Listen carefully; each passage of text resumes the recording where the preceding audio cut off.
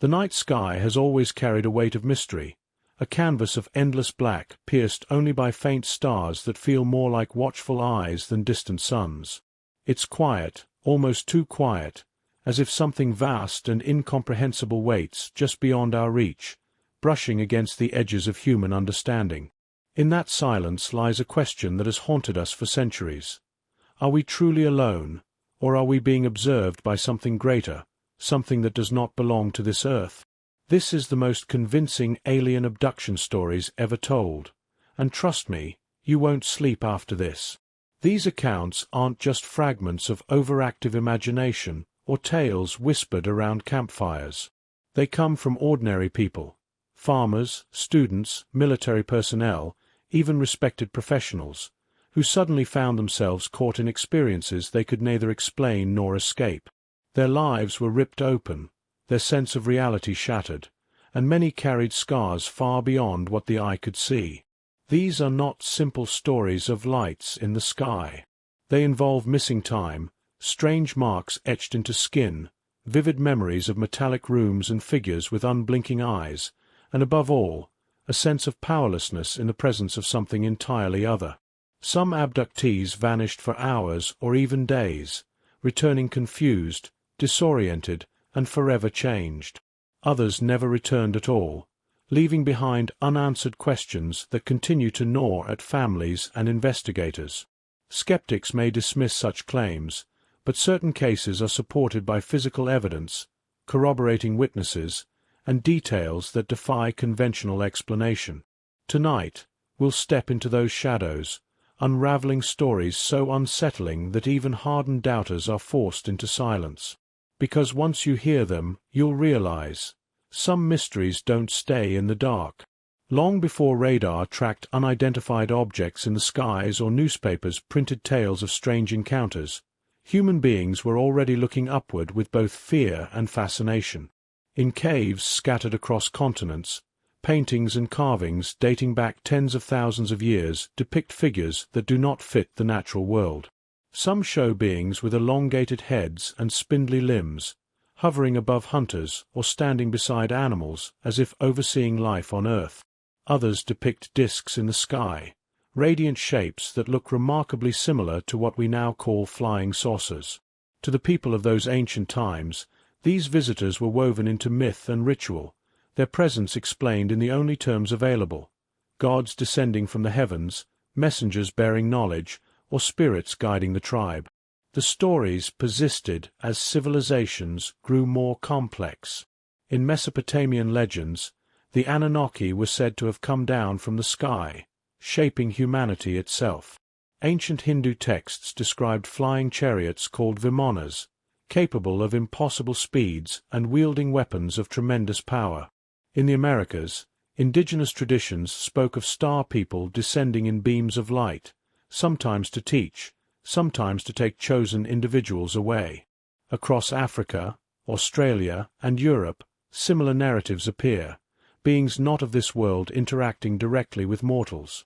These weren't considered abductions in the modern sense, but the pattern is eerily familiar.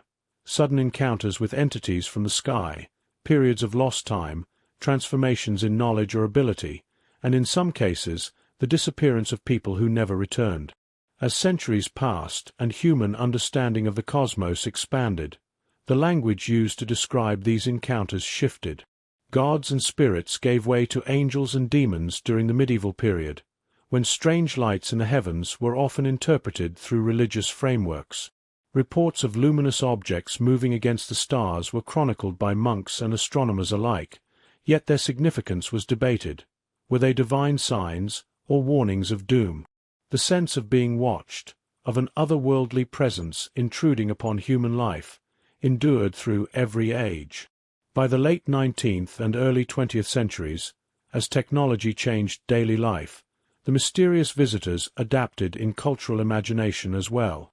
Airships became the focus of unexplained sightings during the 1890s, with newspapers across the United States publishing stories of giant crafts hovering silently or gliding at speeds no known machine could achieve. In some reports, witnesses claimed to see occupants, strange, human-like figures who spoke in unfamiliar tongues or who seemed more mechanical than flesh. Skeptics argued these were hoaxes or exaggerated tales fueled by fascination with new inventions, yet the echoes of earlier myths are unmistakable. Beings arriving from the sky, interacting briefly, and vanishing before explanations could be offered. Everything changed after World War II, when the skies themselves became arenas of both wonder and fear. In 1947, a pilot named Kenneth Arnold reported seeing a formation of strange objects darting across the Cascade Mountains in Washington state, moving in ways no aircraft could. His description of their motion as like saucers skipping on water gave birth to the term flying saucer, and suddenly the idea of unidentified flying objects leapt from fringe rumor into mainstream awareness. Newspapers across the world seized on the story, sparking waves of sightings as others began to look at the sky with heightened suspicion. Only weeks later, the infamous Roswell incident cemented the link between extraterrestrial visitors and government secrecy. Official explanations spoke of weather balloons, but whispers spread of crashed disks, recovered bodies, and military cover-ups.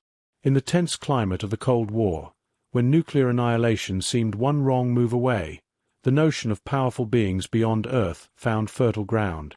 People wondered whether UFOs were Soviet experiments, secret American weapons, or something far stranger, emissaries from other worlds silently observing humanity's reckless flirtation with self-destruction. It was during this same period that stories began shifting from distant lights and crashed objects to personal, intimate encounters. In the 1950s, individuals like George Adamski claimed face-to-face meetings with benevolent space brothers who delivered messages of peace and warned against nuclear war. These accounts, however fantastical, resonated with a public gripped by both awe and anxiety. Space was no longer abstract. Rockets were piercing the atmosphere, satellites were orbiting Earth, and the possibility of life beyond our planet felt closer than ever. But the tone darkened as more people began reporting experiences that were not uplifting or philosophical, but terrifying. Abduction narratives started emerging with disturbing similarities. Missing time, waking in strange environments, examinations by non-human entities, and a lingering sense of trauma. Unlike the prophetic visions of earlier decades, these accounts carried the weight of violation, of something being taken against one's will. They suggested that humanity was not just being observed but actively interfered with, studied, manipulated, perhaps even harvested. Cultural forces fed into this transformation. Movies like The Day the Earth Stood Still and Invasion of the Body Snatchers captured fears of infiltration, control, and the unknown, while pulp magazines and science fiction novels explored endless variations of alien contact. The Cold War deepened paranoia, making the idea of hidden enemies and secret experiments all too believable. Government agencies, particularly the newly formed Air Force projects like Blue Book, investigated UFO sightings with official detachment, but their very existence lent credibility to witnesses who felt dismissed or ridiculed. If the government was paying attention, surely there was something to these claims. What stands out most is the psychological consistency across many of these reports. People from different backgrounds, with no connection to each other, described experiences that followed remarkably similar patterns. The abduction often began with a bright light or a strange craft overhead, followed by paralysis or sudden unconsciousness. Victims awoke in sterile, metallic rooms surrounded by beings with large eyes and delicate hands. They underwent examinations that felt clinical, invasive, and emotionally scarring. Afterwards, time seemed to have slipped away. Minutes, hours, sometimes days vanished without explanation. The individuals returned disoriented, often bearing small incisions, bruises, or burns they could not account for. Skeptics point out the role of sleep paralysis, suggestibility, and cultural influence in shaping these memories. But even then, the question remains, why do so many unconnected people describe the same kinds of beings and environments? Why do their stories echo each other across continents and decades, even when shared under conditions that offered no chance of collusion? By the early 1960s, one case would bring these questions to the forefront of global attention, transforming what had once been dismissed as fringe fantasy into a subject of serious debate. It was a story that combined all the elements: missing time, physical evidence, psychological trauma, and a pair of ordinary people who never sought fame but instead struggled with an ordeal that changed their lives forever. Their experience would not only become a cornerstone of abduction lore, but also provide the blueprint by which nearly all later accounts would be measured. The story that would become the blueprint for nearly every modern abduction account began quietly, with two ordinary people returning from a trip that should have been nothing more than a pleasant drive home. Betty and Barney Hill were a married couple living in New Hampshire, she a social worker and he a postal employee, both respected in their community. It was September of 1961 when they decided to take a short vacation in Canada, a chance to relax together after a summer of long work hours. On the night of September 19th, as they drove back along a lonely stretch of Route 3 under a clear autumn sky, their lives shifted into something neither of them could ever fully explain.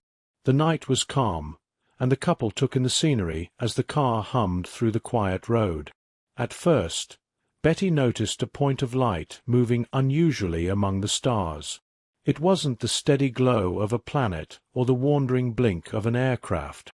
Instead, it darted with sudden shifts in direction, growing larger as if descending closer to them. Barney, practical and cautious, dismissed it at first as a plane or a satellite, but the object's movements grew too erratic to fit that explanation. Intrigued, Betty continued to watch while Barney concentrated on the road, the silence in the car gradually giving way to unease. Soon the light seemed to trail them, keeping pace no matter how the car moved. They pulled over at one point to get a better look, and with a pair of binoculars Betty brought along, they saw a structured craft. Betty later described it as a disk with rows of windows, from which she thought she could make out figures inside. Barney, skeptical but now concerned, saw it too. He remembered walking into a field with the binoculars pressed to his face, and in that moment he claimed to see humanoid figures looking back at him, almost as though they were watching his every move. Panic set in. Terrified, he stumbled back to the car, telling Betty they had to leave immediately. What happened next became the most haunting part of their ordeal. As they sped down the road, both Betty and Barney reported hearing strange beeping or buzzing sounds, rhythmic pulses that seemed to vibrate through the car and into their bodies. Then, a blankness. Time itself seemed to dissolve. One moment they were on the highway with a strange craft above, the next they were pulling into their driveway in Portsmouth, disoriented, exhausted, and several hours later than they should have been. The missing time was undeniable, yet neither could clearly account for it. At first, the couple tried to resume their lives, but unease lingered. Betty began experiencing vivid, disturbing dreams in which she was taken aboard a spacecraft and subjected to examinations. These dreams were not fleeting fragments but long, coherent sequences that left her shaken each morning. In them she saw beings who were not human, small, greyish figures with large eyes, communicating telepathically and performing procedures that felt both clinical and invasive. Barney, meanwhile, struggled with anxiety and physical symptoms he couldn't explain, including a circular pattern of warts or marks on his body. Even their car bore strange signs, shiny spots on the trunk that made a compass spin erratically when placed near them. Eventually, the weight of their confusion drove them to seek help. They contacted members of the Air Force and civilian UFO research groups, who noted the unusual details of their account. But the most pivotal step came when they began sessions with Dr. Benjamin Simon, a psychiatrist and hypnotherapist in Boston. Under hypnosis, both Betty and Barney separately recounted experiences that aligned with unsettling precision. They described being taken from their car by non-human entities, led aboard a craft, and subjected to medical examinations.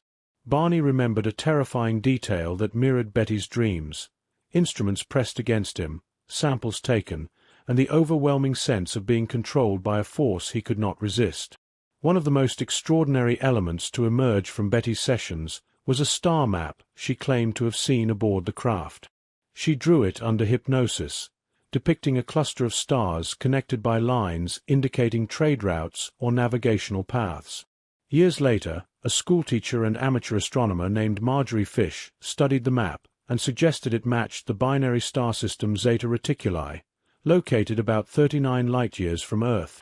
This so-called Zeta Reticuli map became a cornerstone of the case, offering what some considered physical evidence that the Hills had truly seen something not of this Earth. The Hills themselves were reluctant to share their story publicly, fearing ridicule, but word inevitably spread. Their case was first revealed in a leaked newspaper article and later detailed in the 1966 book The Interrupted Journey, which captivated readers and introduced the world to the concept of alien abduction in its modern form. For many, this was the first time they encountered a narrative that combined missing time, hypnosis, physical evidence, and psychological trauma into a coherent account. It set the stage for decades of similar reports, establishing a template that countless others would unconsciously follow. Of course, not everyone accepted the Hills story at face value. Skeptics have argued that Betty's dreams influenced the hypnotic recall, shaping the narrative in ways that blurred imagination with memory. They suggest that Barney, already under stress from his job and from the social pressures of being part of an interracial marriage in the early 1960s, may have been particularly susceptible to suggestion.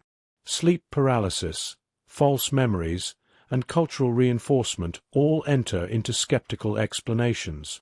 Even the star map, once hailed as extraordinary, has been critiqued as a case of pattern recognition, human tendency to impose meaning on randomness, seeing connections where none exist.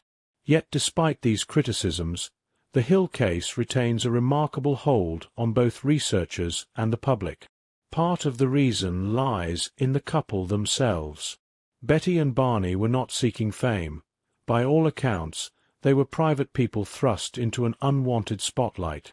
Their sincerity, the consistency of their separate testimonies, and the corroborating details, the car's magnetic anomalies, the physical symptoms, the sheer emotional weight of their sessions, continue to convince many that something extraordinary did happen. Moreover, the timing of their experience cannot be ignored. Their account emerged before alien abduction had become a cultural phenomenon, before there were countless books, movies, and television shows shaping public imagination. In that sense, their story was not copied from others, but instead became the prototype. Later abductees would describe similar details: bright lights, paralysis, examinations, grey beings with large eyes. But the Hills were the ones who first gave these experiences structure. For researchers of the unexplained, this case became a pivot point. Some see it as definitive proof that contact with extraterrestrial life has already occurred, hidden not in government hangars, but in the trauma and testimony of ordinary people. Others see it as an extraordinary psychological event, one that reveals more about the human mind and its capacity for creating reality than about alien visitors. Either way, it opened a floodgate. From the 1960s onward, reports of abductions multiplied, spreading across continents and demographics. Even today, more than 60 years later, the Hills' journey home that night continues to spark debate. The questions remain unresolved, but the resonance of their story is undeniable. Was it a shared hallucination, shaped by stress and suggestion? Was it a cultural myth in its infancy, taking root in the fertile ground of Cold War anxiety? Or was it exactly what they described, an encounter with beings from the stars, reaching across the void not with messages of peace, but with cold, clinical detachment? Whatever the truth, Betty and Barney Hill gave the world its first fully formed glimpse into a phenomenon that refuses to fade. Their story bridges the gap between myth and modernity, between whispers of gods in the sky and testimonies of abductions on lonely highways. It left behind a narrative so compelling that it could not be ignored, and from it grew an entire field of inquiry, skepticism, and fascination that continues to this day. By the mid-1970s, The world had already been introduced to the idea of alien abduction through the story of Betty and Barney Hill. But while their case unfolded largely in private before being carefully revealed in books and interviews, another incident would erupt into public view with raw immediacy, sparking headlines, criminal investigations, and international scrutiny. Unlike the Hills encounter, this story involved not just two witnesses but an entire group of men who would insist, against all ridicule and pressure, that they had seen the impossible. At the center of it was Travis Walton, a young logger from Arizona whose name would forever be tied to one of the most sensational abduction accounts in history. It was November 5, 1975, when Walton and 6 other crew members finished a long day of clearing timber in the Apache Sitgreaves National Forest. The sun had already set by the time they packed into their pickup truck and began the long drive down rough backroads toward the town of Snowflake. The air was crisp, the kind of dry chill that settles into the high country as night takes over. For the men, the evening seemed unremarkable, just another day of exhausting work behind them. But a few miles into their journey, something appeared in the sky that would shatter any sense of normalcy. Through the trees they noticed a glow, at first distant, then growing brighter as they approached. The light was golden, unnatural, not the flicker of fire or the cold glare of headlights. As they rounded a bend, the source came into view, a massive, luminous object hovering silently above a clearing. The men later described it as a disc-shaped craft, radiating with an otherworldly brilliance, unlike anything they had ever seen. It hung in the air with an unsettling stillness, tilting slightly as though observing them. The truck screeched to a halt. For a moment, no one moved. Then, driven by a mixture of awe and reckless curiosity, Travis Walton stepped out. His companions shouted warnings, urging him to stay inside, but he walked toward the glowing craft, eyes fixed on the impossible machine. He would later recall being overwhelmed by its presence, a mixture of fear and fascination pulling him closer until he stood almost directly beneath it. Suddenly, a beam of intense blue-green light shot out, striking him squarely in the chest. His body arched violently, thrown backward through the air before slamming to the ground. The crew panicked. Convinced he had been killed, they sped away in terror, their truck bouncing down the dirt road as they tried to escape the scene. But within minutes, guilt and fear gnawed at them. They turned back, only to find the clearing empty. Travis was gone. What followed was chaos. When the men returned to town and reported what had happened, authorities met their story with skepticism, if not outright disbelief. Sheriff's deputies and search teams scoured the forest for days, finding no trace of Travis. His family clung to hope, but suspicion quickly turned against his co-workers. Whispers spread that the logging crew had concocted the UFO tale to cover up a violent crime. Perhaps an argument had turned deadly in the woods, and the abduction story was a desperate attempt to hide the truth. For 5 long days, the men endured grueling interrogations and suspicion from both law enforcement and neighbors. Rumors of murder charges loomed, their reputations hanging by a thread. But then, on the night of November 10th, everything changed. Travis Walton reappeared. Disoriented and terrified, he stumbled into a phone booth near Heber, Arizona, and called his sister. His voice was frantic, barely coherent, as he begged for help. When his family and friends reached him, they were stunned. Not only was he alive, but he was gaunt, weak, and emotionally shattered, as though he had endured something unspeakable. In the days that followed, Travis began to share fragments of what had happened during his missing time. His story was unlike anything ever recorded before. He described regaining consciousness inside a sterile, metallic room, his body immobilized, and the air thick with a chemical smell. Around him were figures, short, hairless beings with oversized heads and large, dark eyes, the very image of what would later be known as the Greys. They examined him clinically, touching him with thin, delicate hands, their intentions unreadable. The terror he felt was overwhelming, and at one point, he lashed out violently, swinging at them in panic. In his account, the beings eventually left the room, and Travis found himself wandering the corridors of the craft.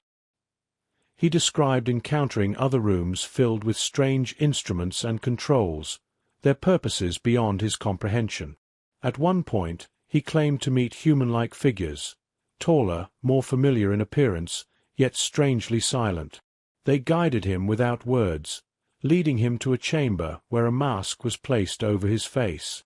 The next thing he remembered was waking up on the cold ground along the highway, the lights of the craft disappearing into the night sky above. The story electrified the media. Newspapers and television broadcasts seized on every detail, portraying it as either the most compelling abduction case ever recorded or as a hoax born of desperation and imagination. Travis's account, paired with the testimony of 6 corroborating witnesses, was almost too extraordinary to ignore. The crew's story remained consistent, each man repeating the same sequence of events under intense questioning. To address accusations of deception, all 7 men agreed to undergo polygraph tests administered by experienced examiners. The results shocked many. With the exception of one inconclusive outcome, the tests indicated that the men were telling the truth. The examiner himself remarked that the odds of such results occurring by chance were minuscule. For believers, this was the smoking gun, scientific evidence that their story was genuine. For skeptics, however, polygraphs were unreliable at best, and the results could not outweigh the implausibility of the claims. Nevertheless, the Walton case quickly became one of the most famous abduction stories of all time. It captured the imagination of the public not only because of its bizarre details, but because it unfolded in real time, under the scrutiny of law enforcement, media, and a skeptical community.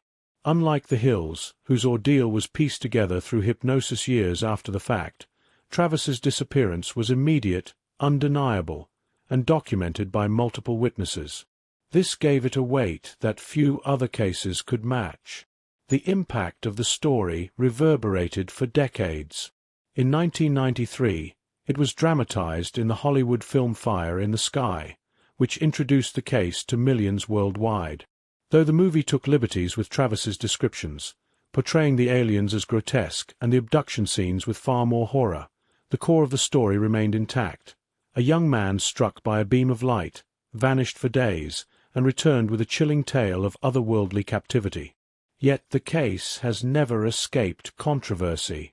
Critics point to possible motives for fabrication. The logging crew was behind on contract work, and some argue they concocted the story as an excuse. Others suggest group hysteria or a shared delusion, amplified by fear in the woods. Skeptical investigators highlight inconsistencies in Travis's recounting over the years, as well as the influence of science fiction on his imagery. But defenders of the case counter with the sheer number of witnesses, the polygraph results, and the unlikelihood that 7 working-class men would maintain a fabricated story for nearly half a century under constant public scrutiny. For Travis himself, the experience became both a burden and a defining element of his life.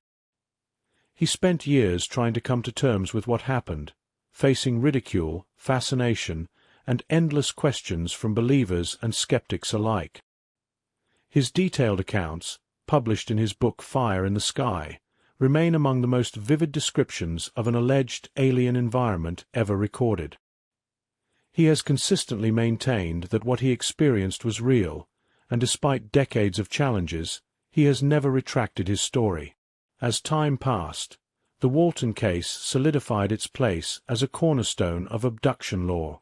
It stands out not only for its bizarre and unsettling details, but because it involved multiple witnesses, immediate media coverage, and the tangible reality of a man's disappearance and reappearance. Whether one views it as an extraordinary true event or as an elaborate fabrication, it reshaped the conversation around alien abductions, pushing the phenomenon from whispered anecdotes into the forefront of cultural consciousness. In the end, the lingering mystery of Travis Walton is less about the answers it provides than the questions it refuses to resolve. Did a young logger truly encounter beings from beyond the stars, taken aboard a craft that defied the laws of physics, only to be returned shaken but alive? Or did human fear, imagination, and circumstance combine to create a story so compelling that it has endured for nearly 50 years?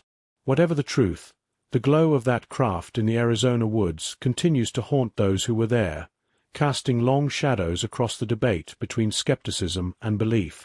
And just as the Hill's journey in New Hampshire opened the door to modern abduction law, Travis Walton's disappearance carved that door wider, forcing the world to look into the darkness and wonder what might be waiting in the sky above. Only 2 years before the beam of light in Arizona struck Travis Walton, another extraordinary case had already captured national headlines, sending waves of disbelief and fascination across the country. Where Walton's story involved a crew of rugged loggers in the isolation of the mountains, this one unfolded on the quiet banks of a Mississippi River, where two men expected nothing more than a calm evening of fishing. What happened instead would become one of the strangest and most haunting encounters ever reported, involving not the familiar humanoid figures of popular imagination, but beings so mechanical and alien that they seemed more like machines than creatures of flesh and blood. On the evening of October 11, 1973, Charles Hickson and Calvin Parker set out along the Pascagoula River. Hickson was 42, a shipyard worker with decades of life experience behind him. Parker, only 19, had recently started working at the same shipyard and saw Hickson as something of a mentor. For Calvin, the fishing trip was meant to be a chance to unwind, to spend time in quiet reflection near the water. He had no way of knowing it would mark him for life. As the sun set and the air cooled, the two men sat along the riverbank, lines cast into the slow-moving current. The scene was ordinary, even serene, until a strange buzzing sound shattered the night. Looking up, they saw a glowing object descending near them, emitting a pale blue light. It hovered silently above the ground, about 30 feet away, shaped like an oval or egg and radiating a light that seemed both metallic and misty at once. Neither man had time to react before something emerged from the craft. 3 figures floated toward them, gliding without visible motion. They were unlike anything either man had imagined. Later descriptions painted them as robotic, with wrinkled grey skin like elephants, claw-like hands, and heads shaped oddly, with slits where mouths might be. Instead of walking, they seemed to drift, as though gravity had little claim on them. Their faces carried no expression, their movements mechanical, yet purposeful. Before the men could flee, the beings seized them. Hickson recalled feeling a numbing paralysis as he was lifted off the ground, floating toward the craft. Parker, overwhelmed with terror, later said he fainted at the sight, only to awaken inside the craft itself. Both men described being subjected to examinations, though in different ways. Hickson remembered lying on a table beneath a large eye-like device that seemed to scan his body, while Parker recalled vague impressions of being handled, though much of his memory was shrouded in confusion and fear. The beings communicated no words, only silent, mechanical motions. Within minutes, the encounter was over. The men were returned to the riverbank, watching in stunned silence as the glowing craft rose into the sky and vanished into the distance. For a long moment, neither spoke. The river continued its steady flow as though nothing had happened, but both men knew their lives had just been irrevocably altered. Hickson, shaken but determined, insisted they had to report the incident. Parker, however, wanted nothing more than to forget. Still trembling, he feared ridicule, exposure, and the disbelief that would surely follow. But Hickson persuaded him, and together they went to the Jackson County Sheriff's Office to tell their story. Authorities were skeptical at first. Alien abduction was hardly a topic law enforcement was prepared to handle. Yet what happened in the interrogation room that night would cement the case as one of the most compelling ever recorded. After taking their statements, deputies left Hickson and Parker alone in the room with a hidden recorder running. The expectation was clear. If the two men were fabricating a story, Surely they would drop the act once they believed no one was listening. Instead, the tape captured raw, terrified voices, the men whispering about what had just happened, their fear palpable and their confusion genuine. Hickson tried to calm Parker, who repeatedly expressed his horror, saying he never wanted to relive it again. To investigators, the tape was chilling evidence that whatever had happened, these men were not inventing it casually. The story broke into the press, and soon Pascagoula became the epicenter of a media frenzy. Hickson, more willing to talk, gave interviews describing the encounter in detail, standing firm against waves of skepticism. Parker, on the other hand, recoiled from the attention. Traumatized and reluctant, he avoided the spotlight as much as possible, speaking little and often refusing interviews. The weight of unwanted fame pressed down hardest on him, and for decades he remained largely silent, trying to bury the memory that had scarred his youth. Despite Parker's silence, the case refused to fade. Hickson's consistent testimony kept the story alive, and investigators from both official and civilian groups studied the evidence. Skeptics pointed out the lack of physical proof, dismissing the robotic beings as hallucinations born of stress or fear. Yet others were struck by the sheer strangeness of the details, so unlike the common grey alien archetype that would later dominate abduction accounts. Why would two men invent beings so bizarre, so mechanical, if their intent was simply to copy popular imagination? The robotic creatures of Pascagoula were not echoes of science fiction. They were something entirely different. Years passed, and while Hickson continued to recount his experience, Parker stayed mostly in the background, living a quiet life and avoiding the media storm. It wasn't until decades later, near the end of his life, that Calvin Parker finally began to speak openly again about what had happened. In interviews and public appearances, his voice carried the same tremor of remembered fear. He admitted that silence had been his way of coping, but time and reflection convinced him that telling the truth was more important than hiding from it. His accounts matched what he had said in 1973, unshaken by the passage of time, his descriptions clear and unwavering. What struck researchers most was the consistency between Hickson and Parker's testimonies, despite their very different paths. Hickson, the talkative one, had endured years of scrutiny and doubt, while Parker, the reluctant witness, had chosen silence. Yet when he finally spoke, his words reinforced Hickson's, aligning detail for detail. There was no sign of embellishment, no evolution of the story to fit new cultural narratives. It was as though the event had been frozen in their minds, unaltered by decades of speculation. For believers, the Pascagoula incident remains one of the strongest cases of alien abduction ever recorded. It involved two men of very different personalities, caught in an encounter neither sought nor welcomed, whose testimonies remained consistent under stress, scrutiny, and the weight of time. The secret recording from the sheriff's office stands as a haunting piece of evidence, capturing the raw fear of two witnesses when they thought they were alone, their voices betraying no hint of performance. Skeptics, of course, continue to argue. Some suggest the men may have misinterpreted lights or aircraft, their minds creating fantastical images under the weight of fear. Others propose the entire story was fabricated for attention, though this explanation falters when considering Parker's decades of silence and near refusal to engage with publicity. If fame or profit had been their motive, Parker's avoidance of it is difficult to reconcile. The legacy of Pascagoula endures because it resists easy dismissal. Unlike many abduction accounts, which hinge on hypnosis or fragmented dreams, Hickson and Parker's story unfolded in waking life, with immediate reporting and candid emotion. It lacked the theatrical flourishes skeptics often expect from hoaxes, and instead carried the unsettling simplicity of two men describing an experience they could not understand. As with Walton's disappearance in Arizona and the Hill's journey in New Hampshire, the Pascagoula case left more questions than answers.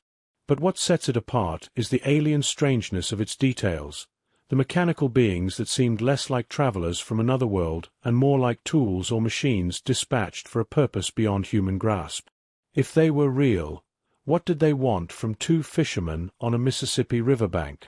And if they were not, what force of the human mind could conjure something so specific, so persistent, and so deeply terrifying that two men carried it with them for the rest of their lives?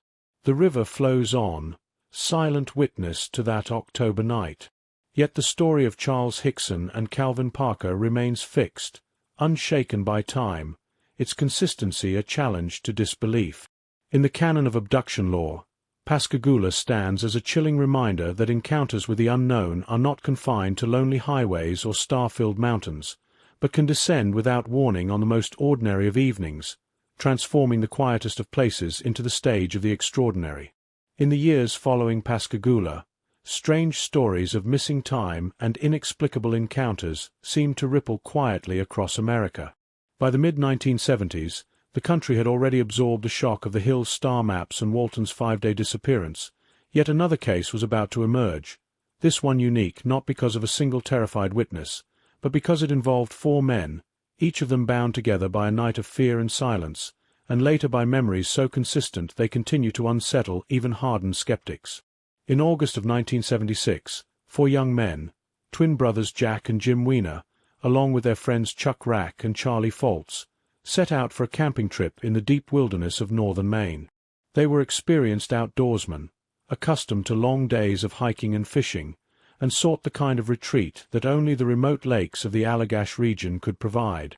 For them, the trip promised camaraderie, the simple joy of open skies, and perhaps the challenge of catching enough fish to make the effort worthwhile. The first days unfolded without incident. They hiked into the wilderness, set up camp near the clear waters of Eagle Lake, and filled their time with fishing, exploring, and joking around a campfire that lit the nights. Yet on the second evening, an event occurred that none of them could fully comprehend at the time, an event that later became the foundation for their terrifying shared account. It began when the group decided to try night fishing. The lake stretched wide under a dark sky, and the men launched their canoe, paddling out into the stillness. To ensure they would not lose their way back to camp, they built a large bonfire on shore, a blazing marker that would guide them across the water. With the fire burning brightly behind them, they cast their lines into the lake, their voices carrying over the rippling surface. It was then that they noticed a strange light moving across the sky. At first it seemed like a star, but its brightness grew, and soon it was clear the object was no ordinary celestial body. It pulsed, glowing brighter, changing colors, shifting from red to green to white as it moved. The men pointed, confused, debating what it could be, until the light began to descend. Slowly, it lowered itself over the tree-line, hovering in silence above the lake. Alarm turned to panic as the light grew larger, reflecting across the water. The men described it as a sphere or oval of intense brilliance, far brighter than any aircraft could reasonably produce. Fear rising, they began paddling frantically back toward the shore, their canoe slicing through the dark water. Yet as they pulled at the oars, the light moved closer, pursuing them, cutting the distance effortlessly. The bonfire's glow came into sight again, but it no longer provided comfort. Behind them, the strange object loomed, so close now that its brilliance swallowed the night. And then, in what seemed an instant, they found themselves on the shore. The canoe rested against the bank, the bonfire burned low, and the 4 of them stood disoriented, their last memory being of frantic paddling under the blinding light. The terrifying detail was that the fire, which should have been burning brightly, was now reduced to smouldering embers, as though hours had passed. None of them could account for the time. They exchanged uneasy glances, but no one wanted to speak the obvious thought. Something had happened that none of them could explain. For the rest of the trip, the subject remained unspoken. They carried on with fishing, camping, and hiking, but the night of the glowing sphere clung to them like a shadow. Only later, when they returned home, did the strangeness begin to invade their lives more deeply. Each of the men began to suffer troubling symptoms. Jack experienced vivid nightmares of being examined by non-human figures, his mind filling with images of glowing-eyed beings in a sterile, metallic environment. Jim endured similar dreams, waking in cold sweats with the same visions replaying again and again. Charlie and Chuck also began to recall flashes of fear and confinement, though none could assemble the memories into a coherent narrative.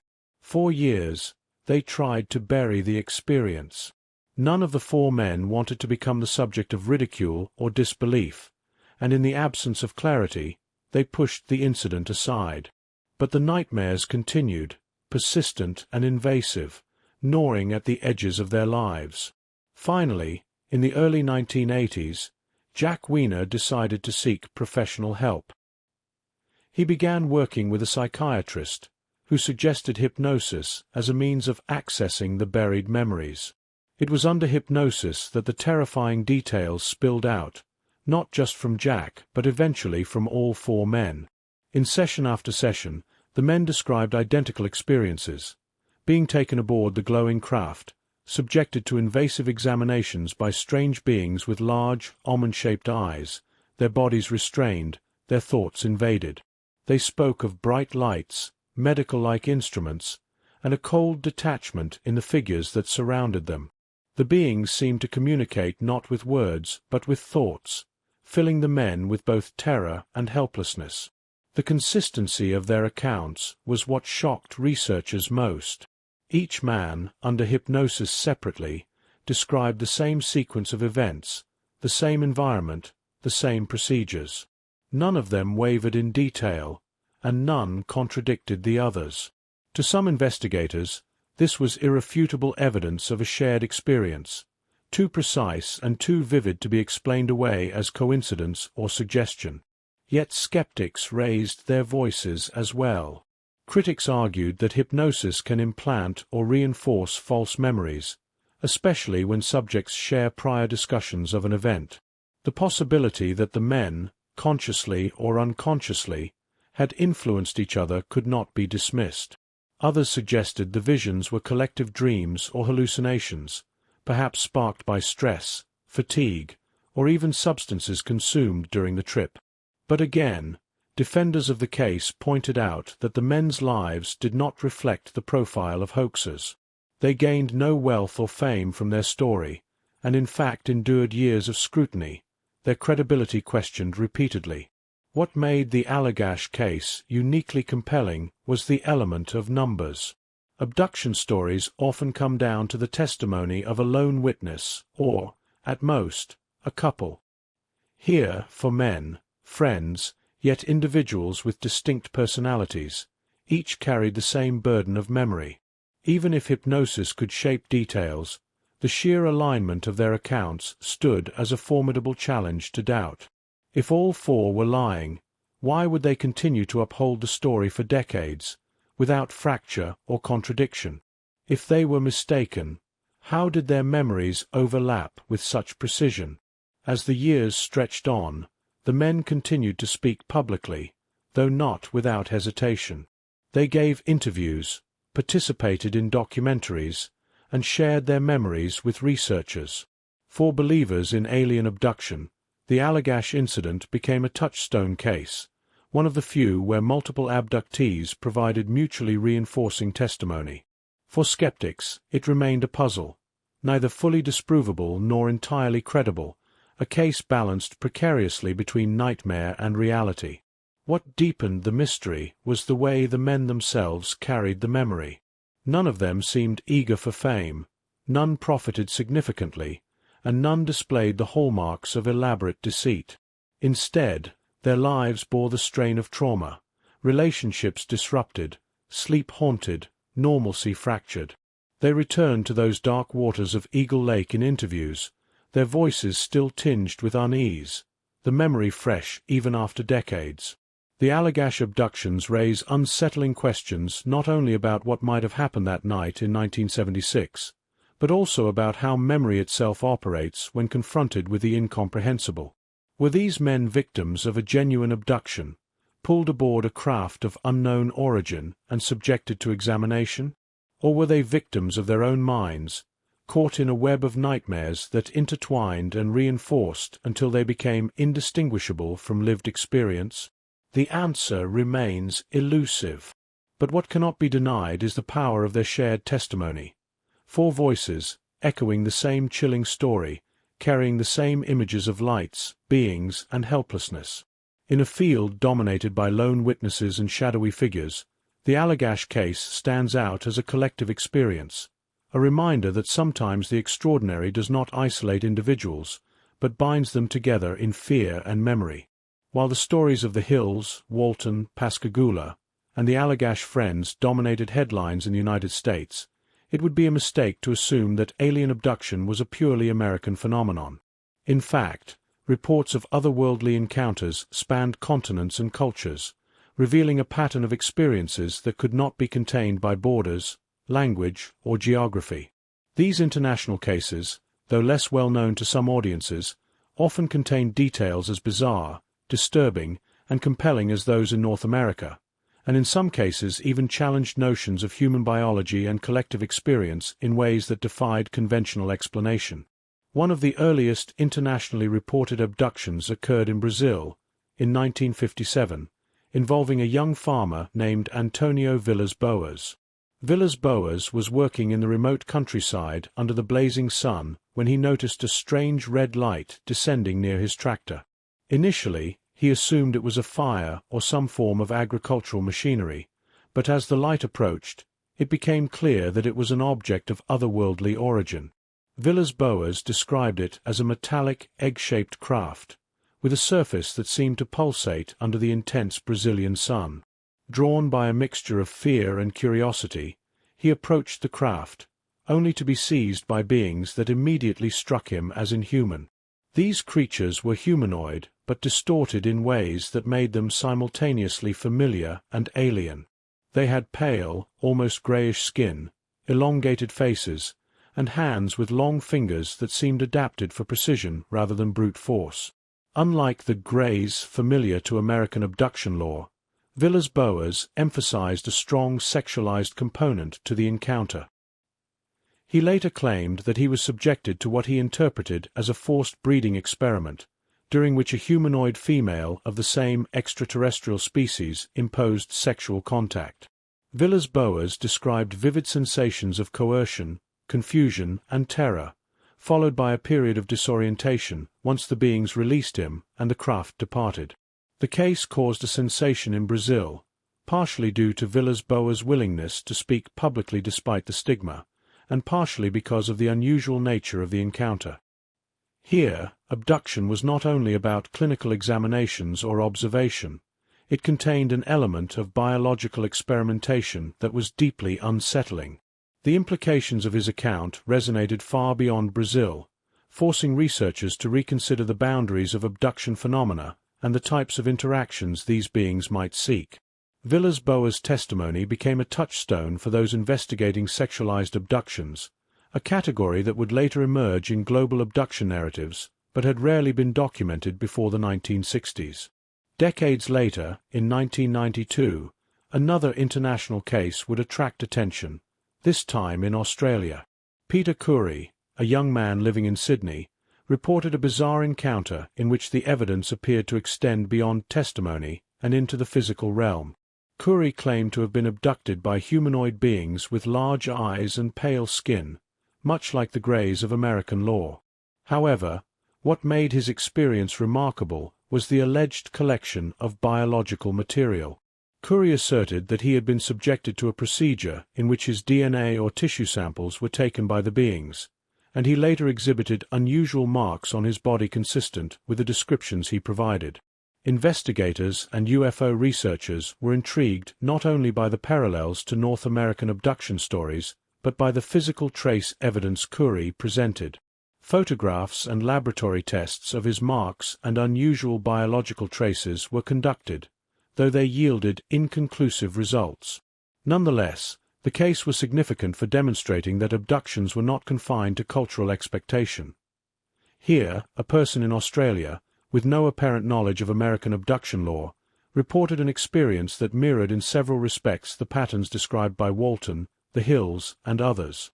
For researchers, Curry's account reinforced the notion that alien encounters were a global phenomenon, resistant to the explanatory frameworks of folklore or localized myth. Perhaps one of the most haunting international abduction events occurred in 1994 at the Ariel School in Ruwa, Zimbabwe. This case involved dozens of school children, all of whom reported witnessing a strange craft land near their playground during recess. The children described beings who emerged from the craft, humanoid yet unlike any creature they had ever seen, with large eyes, small bodies, and clothing that shimmered in ways difficult to explain. Though the witnesses were young, their accounts were detailed and remarkably consistent. Many described a telepathic communication in which the beings conveyed messages about environmental stewardship and the importance of caring for Earth, while also observing them closely, taking note of their reactions. The Ariel School incident was notable not only for the sheer number of witnesses, but for the reliability of their accounts under repeated questioning. Researchers including Dr. John Mack, a prominent Harvard psychiatrist, conducted interviews with the children, employing methods designed to minimize suggestion or leading questions. What emerged was a strikingly coherent narrative that mirrored classic abduction patterns: sudden appearance of a craft, presence of non-human beings, telepathic communication, and a profound sense of awe and fear. The children's testimonies were reinforced by independent reports of strange lights in the sky in the vicinity that night, adding credibility to the physical presence of an unidentified object. Taken together, these international cases demonstrate that alien abduction is not confined to one culture, one country, or one era.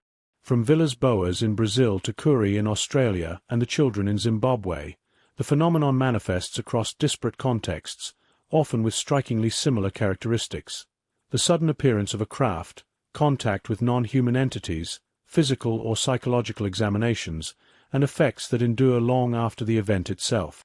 They reveal a pattern that is difficult to attribute solely to cultural influence or mass hysteria. If abductions were merely the product of American media, the stories should not appear in cultures with minimal exposure to such narratives, nor should they exhibit the nuanced consistencies observed in these accounts. Moreover, these international encounters introduce complexities that challenge existing explanations. Villas Boas' sexualized experience raises questions about the motives of these beings that go beyond simple observation. Curry's alleged biological traces suggest an interaction that leaves tangible evidence, and the Ariel School incident highlights the collective nature of some encounters, demonstrating that multiple witnesses can experience the phenomenon simultaneously and independently, with their accounts aligning in ways that are difficult to dismiss. Together, these cases underscore that the abduction phenomenon is global, multifaceted, and resistant to simplistic categorization. Researchers examining these international events have noted several striking patterns. First, the physical description of the entities often overlaps with North American accounts: small stature, large almond-shaped eyes, pale skin, and humanoid features. Yet local variations appear, such as the robotic, mechanical quality of the Pascagoula beings or the almost insect-like subtlety described by some Brazilian witnesses. Second, the experience of missing time, disorientation, and psychological aftereffects is ubiquitous, whether in New Hampshire, Arizona, Brazil, or Zimbabwe. Finally, the emotional imprint is consistently profound. Witnesses describe lingering fear, awe, and sometimes even a sense of responsibility, as though the encounter imposed an obligation or message to be carried forward. It is this combination of consistency and diversity that makes the international abduction phenomenon so compelling. Across continents, decades, and cultures, individuals report encounters that are immediately recognizable as part of the broader abduction pattern, yet they retain unique local and individual characteristics that resist full assimilation into a single template. This duality challenges both believers and skeptics alike. On the one hand, the repeated elements suggest a reality that transcends folklore. On the other, the localized variations indicate that perception, context, and personal psychology play significant roles in shaping the details of the experience. Taken as a whole, The international cases paint a picture of alien abduction as a phenomenon that is global in scope, persistent across decades, and resistant to simple explanation. Villas-Boas' terrifying encounter in the remote Brazilian countryside, Curie's alleged physical evidence in Sydney, and the collective experience of the children at Ariel School all attest to a pattern that cannot be fully accounted for by American culture, media influence, or coincidence. For researchers, these cases highlight the necessity of considering abduction as a cross-cultural and cross-temporal phenomenon, one that continues to challenge our understanding of reality, perception, and human experience. Perhaps most unsettling is the implication that humanity is not alone in its vulnerability to these encounters. The consistency of abduction reports across continents, combined with the intensity of the experiences and the long-term psychological effects on witnesses, suggests a phenomenon that is systematic, deliberate, and aware of the observer. Whether the motives of these entities are benevolent, neutral, or malign remains unknown, but the sheer recurrence of events in disparate locations underscores a reality that cannot easily be ignored. As the world increasingly globalized in the latter half of the 20th century, reports of abduction continued to pour in from every corner of the planet, each reinforcing the notion that alien encounters are not an American curiosity but a universal phenomenon. From the lonely farms of Brazil to the bustling suburbs of Sydney and the playgrounds of Zimbabwe, witnesses have consistently reported a similar script: sudden appearance of an object, contact with non-human entities, psychological and sometimes physical examination, and an enduring, often transformative, impression. The global reach of these experiences underscores a critical point. Alien abduction is not merely the product of culture, imagination, or coincidence. It is a worldwide mystery that demands attention, investigation, and reflection. When the craft lights faded from the sky and the abductees returned, or were returned, to their homes, the ordeal was far from over. What began as a sudden, incomprehensible encounter often gave way to months or even years of lingering trauma, the kind of psychological aftermath that could permeate every aspect of a witness's life. Individuals who had been thrust into contact with the unknown frequently reported severe symptoms consistent with post-traumatic stress disorder, insomnia, and chronic anxiety.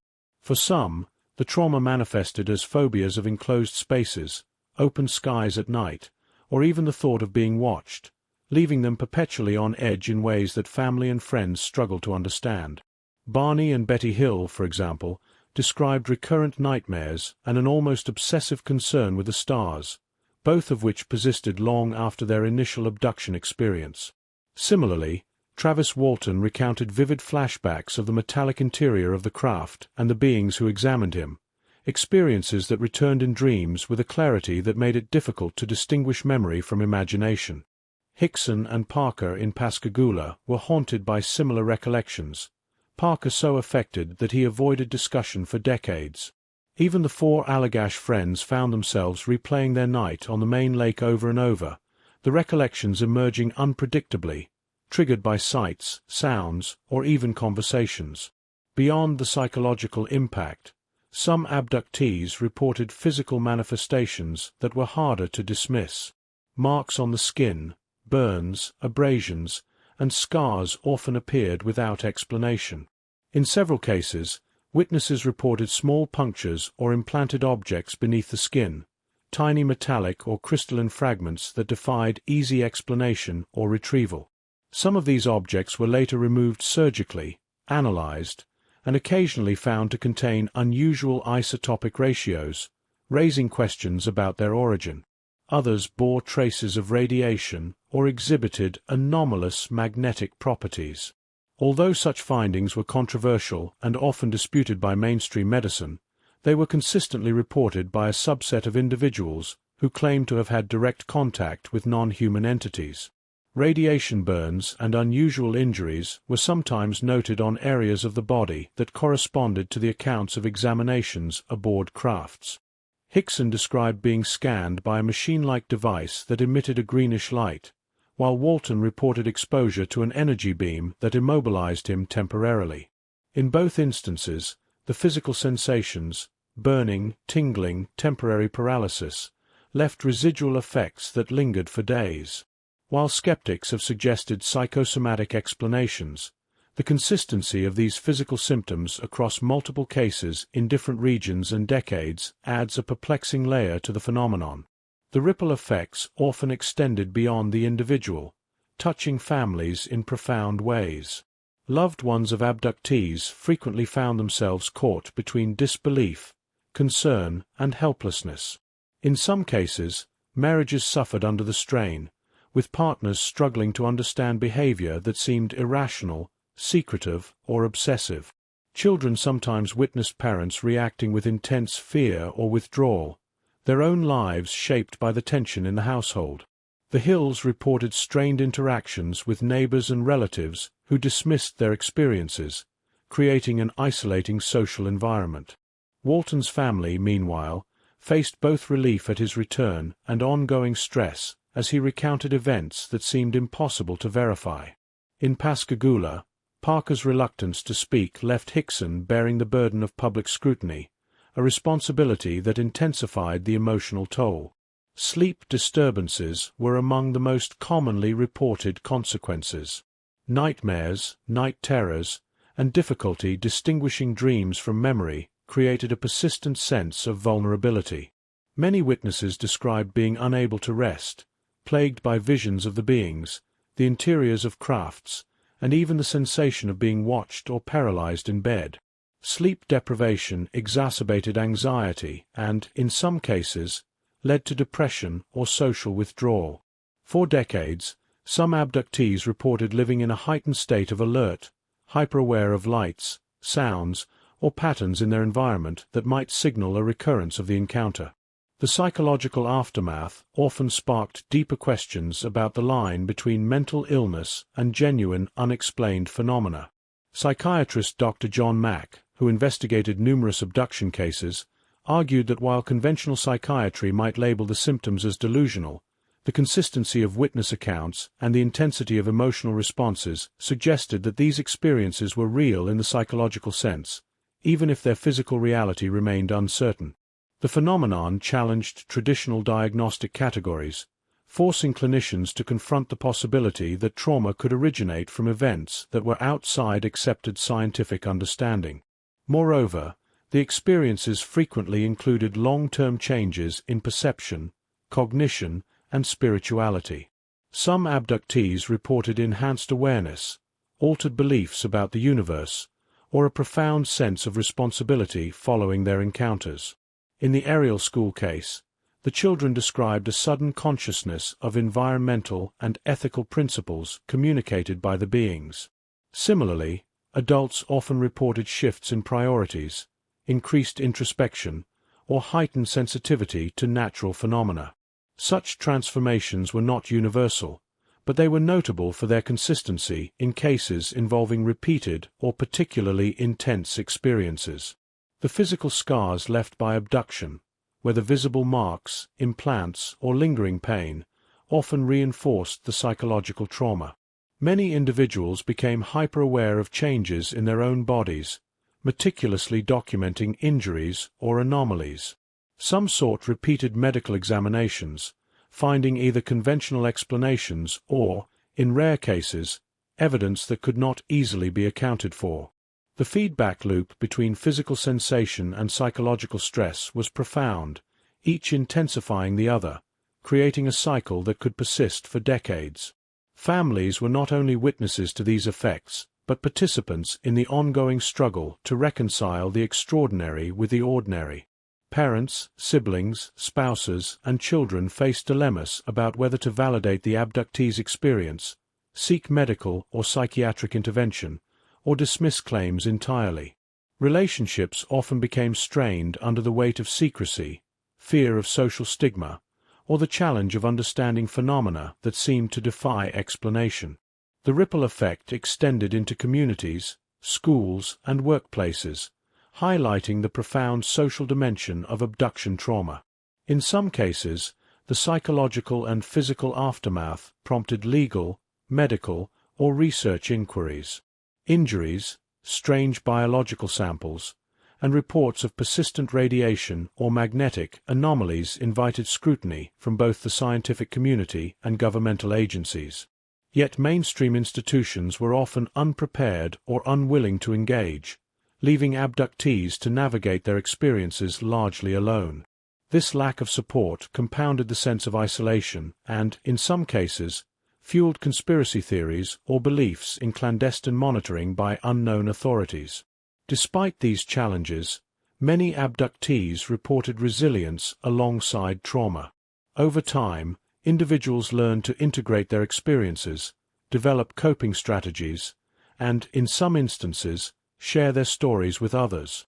Support networks of witnesses, researchers, and therapists emerged, offering spaces for validation, discussion, and investigation. While the scars, both psychological and physical, rarely fully disappeared, the process of articulation, community, and exploration allowed many abductees to regain a measure of control and understanding over their disrupted lives. The boundary between psychological illness and genuine unexplained experience remains one of the most compelling and controversial aspects of the abduction phenomenon.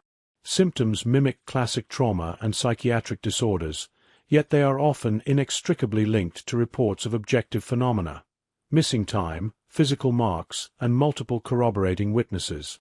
For professionals investigating these cases, the challenge lies in disentangling subjective perception from possible external events, all while respecting the profound impact on the individual and their social environment.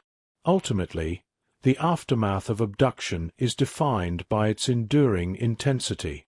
Whether manifested as PTSD, insomnia, phobias, physical injuries, or strained family dynamics, the experiences leave lasting impressions that are difficult to ignore or dismiss.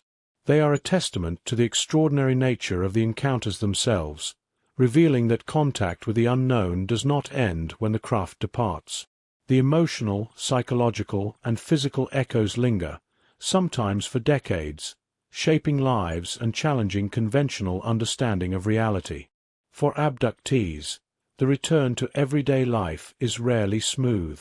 The ordinary world, work, family, community, often feels incongruous after an encounter with something so inexplicable.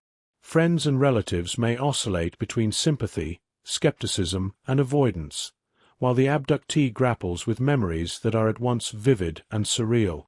In many cases, the need to explain, validate, or investigate becomes an ongoing aspect of life, as witnesses attempt to reconcile the trauma and physical consequences of events that defy conventional explanation. In the end, the psychological and physical aftermath of alien abduction illustrates a phenomenon that is as complex as it is mysterious. The witnesses are often left to navigate an intricate web of trauma, residual physical effects, and societal skepticism. Their experiences underscore the profound impact of encounters with the unknown, challenging both medical understanding and the limits of belief. Whether viewed through the lens of mental health, physics, or the human psyche, the aftermath of abduction stands as a testament to the deep and lasting consequences of confronting something utterly inexplicable. As the individual stories of abduction, spanning continents and decades, begin to accumulate, an intriguing pattern emerges. Despite differences in geography, culture, and era, many of the experiences share strikingly similar elements, suggesting that a common structure underlies what might otherwise seem like isolated, anomalous events. These recurring motifs range from the physical to the psychological, the mundane to the profoundly surreal, and they provide both researchers and witnesses with a framework for understanding the otherwise incomprehensible. Perhaps the most universally reported feature is the phenomenon of missing time. Across cases in New Hampshire, Arizona, Mississippi, Maine, Brazil, Australia, and Zimbabwe, witnesses often recall moments when hours seem to vanish, leaving them disoriented and uncertain about how much time has actually passed. Betty and Barney Hill, for example, discovered through hypnosis that they could not account for over 2 hours of their journey on that fateful night, while Travis Walton simply disappeared from the forest for 5 consecutive days. Even in group cases, such as the Allagash abductions or the Ariel school incident, Witnesses consistently report a sudden gap between perceived time and chronological reality. This missing time, frequently accompanied by confusion or fainting, creates an immediate sense of vulnerability and sets the stage for other shared experiences. Alongside temporal disruption, bright lights are nearly universal in these encounters. Witnesses describe beams, glowing spheres, or pulsating objects that dominate the night sky, often eliciting both awe and fear. In Pascagoula, a brilliant, hovering craft bathed Hickson and Parker in a silvery glow, while in Brazil, Villas-Boas' encounter began with an intense red light descending over his field. Lights are not merely incidental.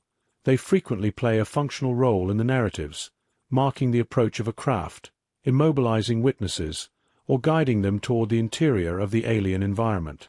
The luminous phenomena are described consistently as intense, otherworldly, and often accompanied by a sense of manipulation or control. Paralysis, or a sudden inability to move, is another motif that recurs across multiple cases. It is a sensation reported not only during the moment of contact, but also sometimes prior to abduction, as though the beings have the capacity to override voluntary motion. Witnesses describe their limbs growing heavy or their bodies frozen, leaving them unable to resist or even call for help. Hickson and Parker both recalled feeling a numbing force when the Pascagoula beings seized them, while Walton and several Allagash witnesses reported temporary paralysis during the initial abduction. This consistent effect, across continents and decades, raises profound questions about the mechanism of the abductions. Is it psychological, physiological, or something altogether different? Equally compelling are the archetypal appearances of the abductors themselves. Across the spectrum of accounts, certain forms appear repeatedly. The so-called greys, small, humanoid, with elongated heads and large black eyes, dominate North American and Australian reports. In Pascagoula, however, witnesses described robotic, almost mechanical beings, while in Brazil, Villas-Boas encountered entities with strong sexual characteristics and humanoid proportions. The Zimbabwe children spoke of small, childlike beings with telepathic abilities. Despite variation, several features recur: disproportionately large eyes, small or thin bodies, and a sense of intelligence beyond human comprehension. These archetypes are often so consistent that they have become iconic representations of alien life in popular culture, though the question remains whether culture shapes perception or if these forms reflect some objective truth that is being witnessed globally. Medical examinations are another recurring element, particularly in cases involving missing time or paralysis. Abductees frequently report being subjected to intrusive procedures, often with tools or instruments that seem designed for precise observation rather than harm. Betty and Barney Hill described examination under a large light-emitting device. Villas-Boas experienced invasive reproductive procedures, and Walton detailed a meticulous inspection of his body in the craft. In the Allagash case, multiple friends described lying on a table while luminescent figures manipulated their bodies in ways they could barely comprehend.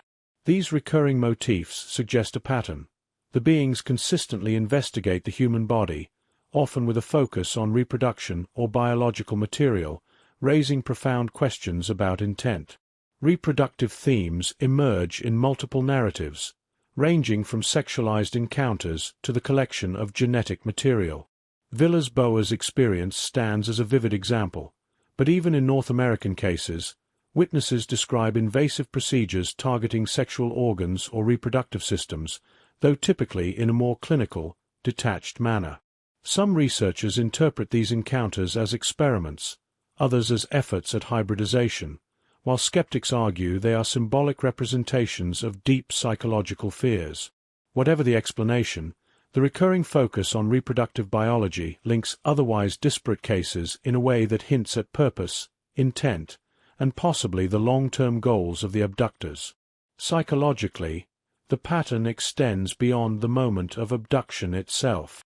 Survivors report consistent aftereffects, nightmares, heightened anxiety, and in some cases, lasting changes in cognition or perception. PTSD, phobias, and insomnia are nearly universal, affecting interpersonal relationships, professional life, and self-perception. The similarities in trauma across diverse cultural contexts challenge the notion that abduction narratives are purely culturally constructed, suggesting that there may be a genuinely shared human response to the experience of something wholly alien and inexplicable. Yet the question arises, do these recurring patterns reflect a universal truth about the phenomenon, or are they the product of shared delusion, cultural reinforcement, or psychological archetypes? Skeptics point to the proliferation of UFO lore and science fiction as potential sources, noting that exposure to stories about grays, missing time, or medical examinations could predispose witnesses to interpret ambiguous experiences in a familiar framework. However, international cases, such as Villas-Boas in 1957 Brazil or the Ariel School in Zimbabwe, where the children had minimal exposure to Western abduction narratives, pose a challenge to this explanation. Here, the same structural elements appear without prior cultural contamination, suggesting that the patterns may reflect a genuine phenomenon that transcends localized mythology. Further complicating interpretation is the consistency of experience among multiple witnesses in the same incident. The Allagash friends, the Hills, and the Zimbabwean children all reported shared perceptions under circumstances designed to prevent collusion. When separate individuals independently recall missing time, luminous objects, or invasive procedures, the probability of purely coincidental shared delusion decreases. While hypnosis and memory recovery techniques introduce potential confounds, the convergence of multiple accounts across both individual and group cases highlights a persistent structural pattern that cannot be ignored. Even the physical phenomena associated with abductions, such as scars, implants, or radiation marks, fit into the same recurring framework. When abductees report punctures or embedded objects, they are frequently located in areas consistent with reported procedures: arms, abdomen, or reproductive organs. These physical markers, however small, provide tangible anchors that reinforce the narrative of experience, bridging the gap between subjective psychological trauma and objective, measurable effects. Across decades and continents, the coincidence of these marks, their anatomical locations, and their association with common abduction events suggest a pattern that extends beyond anecdotal coincidence. Taken together, the recurring motifs, missing time, bright lights, paralysis, archetypal beings, medical examinations, and reproductive focus, create a coherent structural pattern that appears across cultures, decades, and demographic groups. Whether interpreted as evidence of an underlying universal truth, a shared psychological or neurological response to stress and fear, or a combination of both, the patterns are undeniable. They offer researchers a framework for analysis, providing the ability to compare cases and identify consistencies that challenge easy dismissal. Yet even as the patterns emerge, the ultimate explanation remains elusive. Are these events a reflection of extraterrestrial or interdimensional interaction, a collective psychological phenomenon, or a combination of forces that humanity has yet to fully comprehend? The evidence, both anecdotal and physical, does not provide a definitive answer. What is clear, however, is that the structural consistency across cases lends weight to the argument that alien abduction is more than random folklore. It is a phenomenon with recurring characteristics, deeply affecting witnesses both physically and psychologically, and compelling enough to demand serious investigation. As one steps back from the individual stories, the pattern becomes undeniable. While each case is unique in its circumstances, location, and personal details, the recurring elements, time distortion, luminous crafts, paralysis, archetypal beings, invasive examinations, and reproductive themes, form a recognizable structure. It is a structure that transcends culture, age, and geography, raising questions about the universality of human perception and the potential reality of the phenomenon itself. For witnesses, the consistency provides validation. For skeptics, it presents a puzzle that refuses to be neatly resolved. Whether shared delusion or universal truth, the recurring patterns across cases form the connective tissue of a phenomenon that continues to intrigue, terrify, and challenge the boundaries of understanding. As patterns across abduction cases became clearer, one recurring element repeatedly surfaced outside of the encounters themselves: the role of government, military, and secrecy. For many witnesses, the experience did not end upon returning home or leaving the craft. Instead, it was often followed by a layer of suspicion, surveillance, or subtle intimidation that seemed to suggest that someone, somewhere, knew more about the phenomenon than they were willing to admit. Across decades and continents, abductees and researchers alike have pointed to official agencies as both observers and gatekeepers, creating a shadow narrative that intertwines with the personal trauma of the witnesses themselves. In the United States, Project Blue Book, the Air Force's official UFO investigation program active between 1952 and 1969, is perhaps the most prominent example of government involvement. Blue Book documented thousands of UFO reports, many of which were evaluated in terms of national security, while others were dismissed as misidentifications or hoaxes. For witnesses, however, these evaluations often felt far less benign than the public reports suggested. Accounts from abductees indicated that military personnel sometimes appeared unexpectedly in the wake of an encounter, questioning witnesses with a mixture of official authority and veiled threat. In some cases, notes and photographs were requested. In others, witnesses reported being warned not to speak publicly about what they had seen. The idea of systematic cover-up has been central to abduction lore. Skeptics often dismiss these claims as paranoia, but multiple high-profile witnesses, including Betty and Barney Hill, Travis Walton, and others, described interactions that hinted at official knowledge or monitoring. In the Hills case, Barney noted unusual police and federal interest in the star map he produced under hypnosis, while Walton's sudden reappearance sparked immediate law enforcement and investigative scrutiny that quickly expanded to involve Air Force personnel. Witnesses often interpreted this attention as both protective and coercive. They were being watched, questioned, and sometimes warned, creating a persistent sense that the events they had endured were part of a larger, hidden narrative.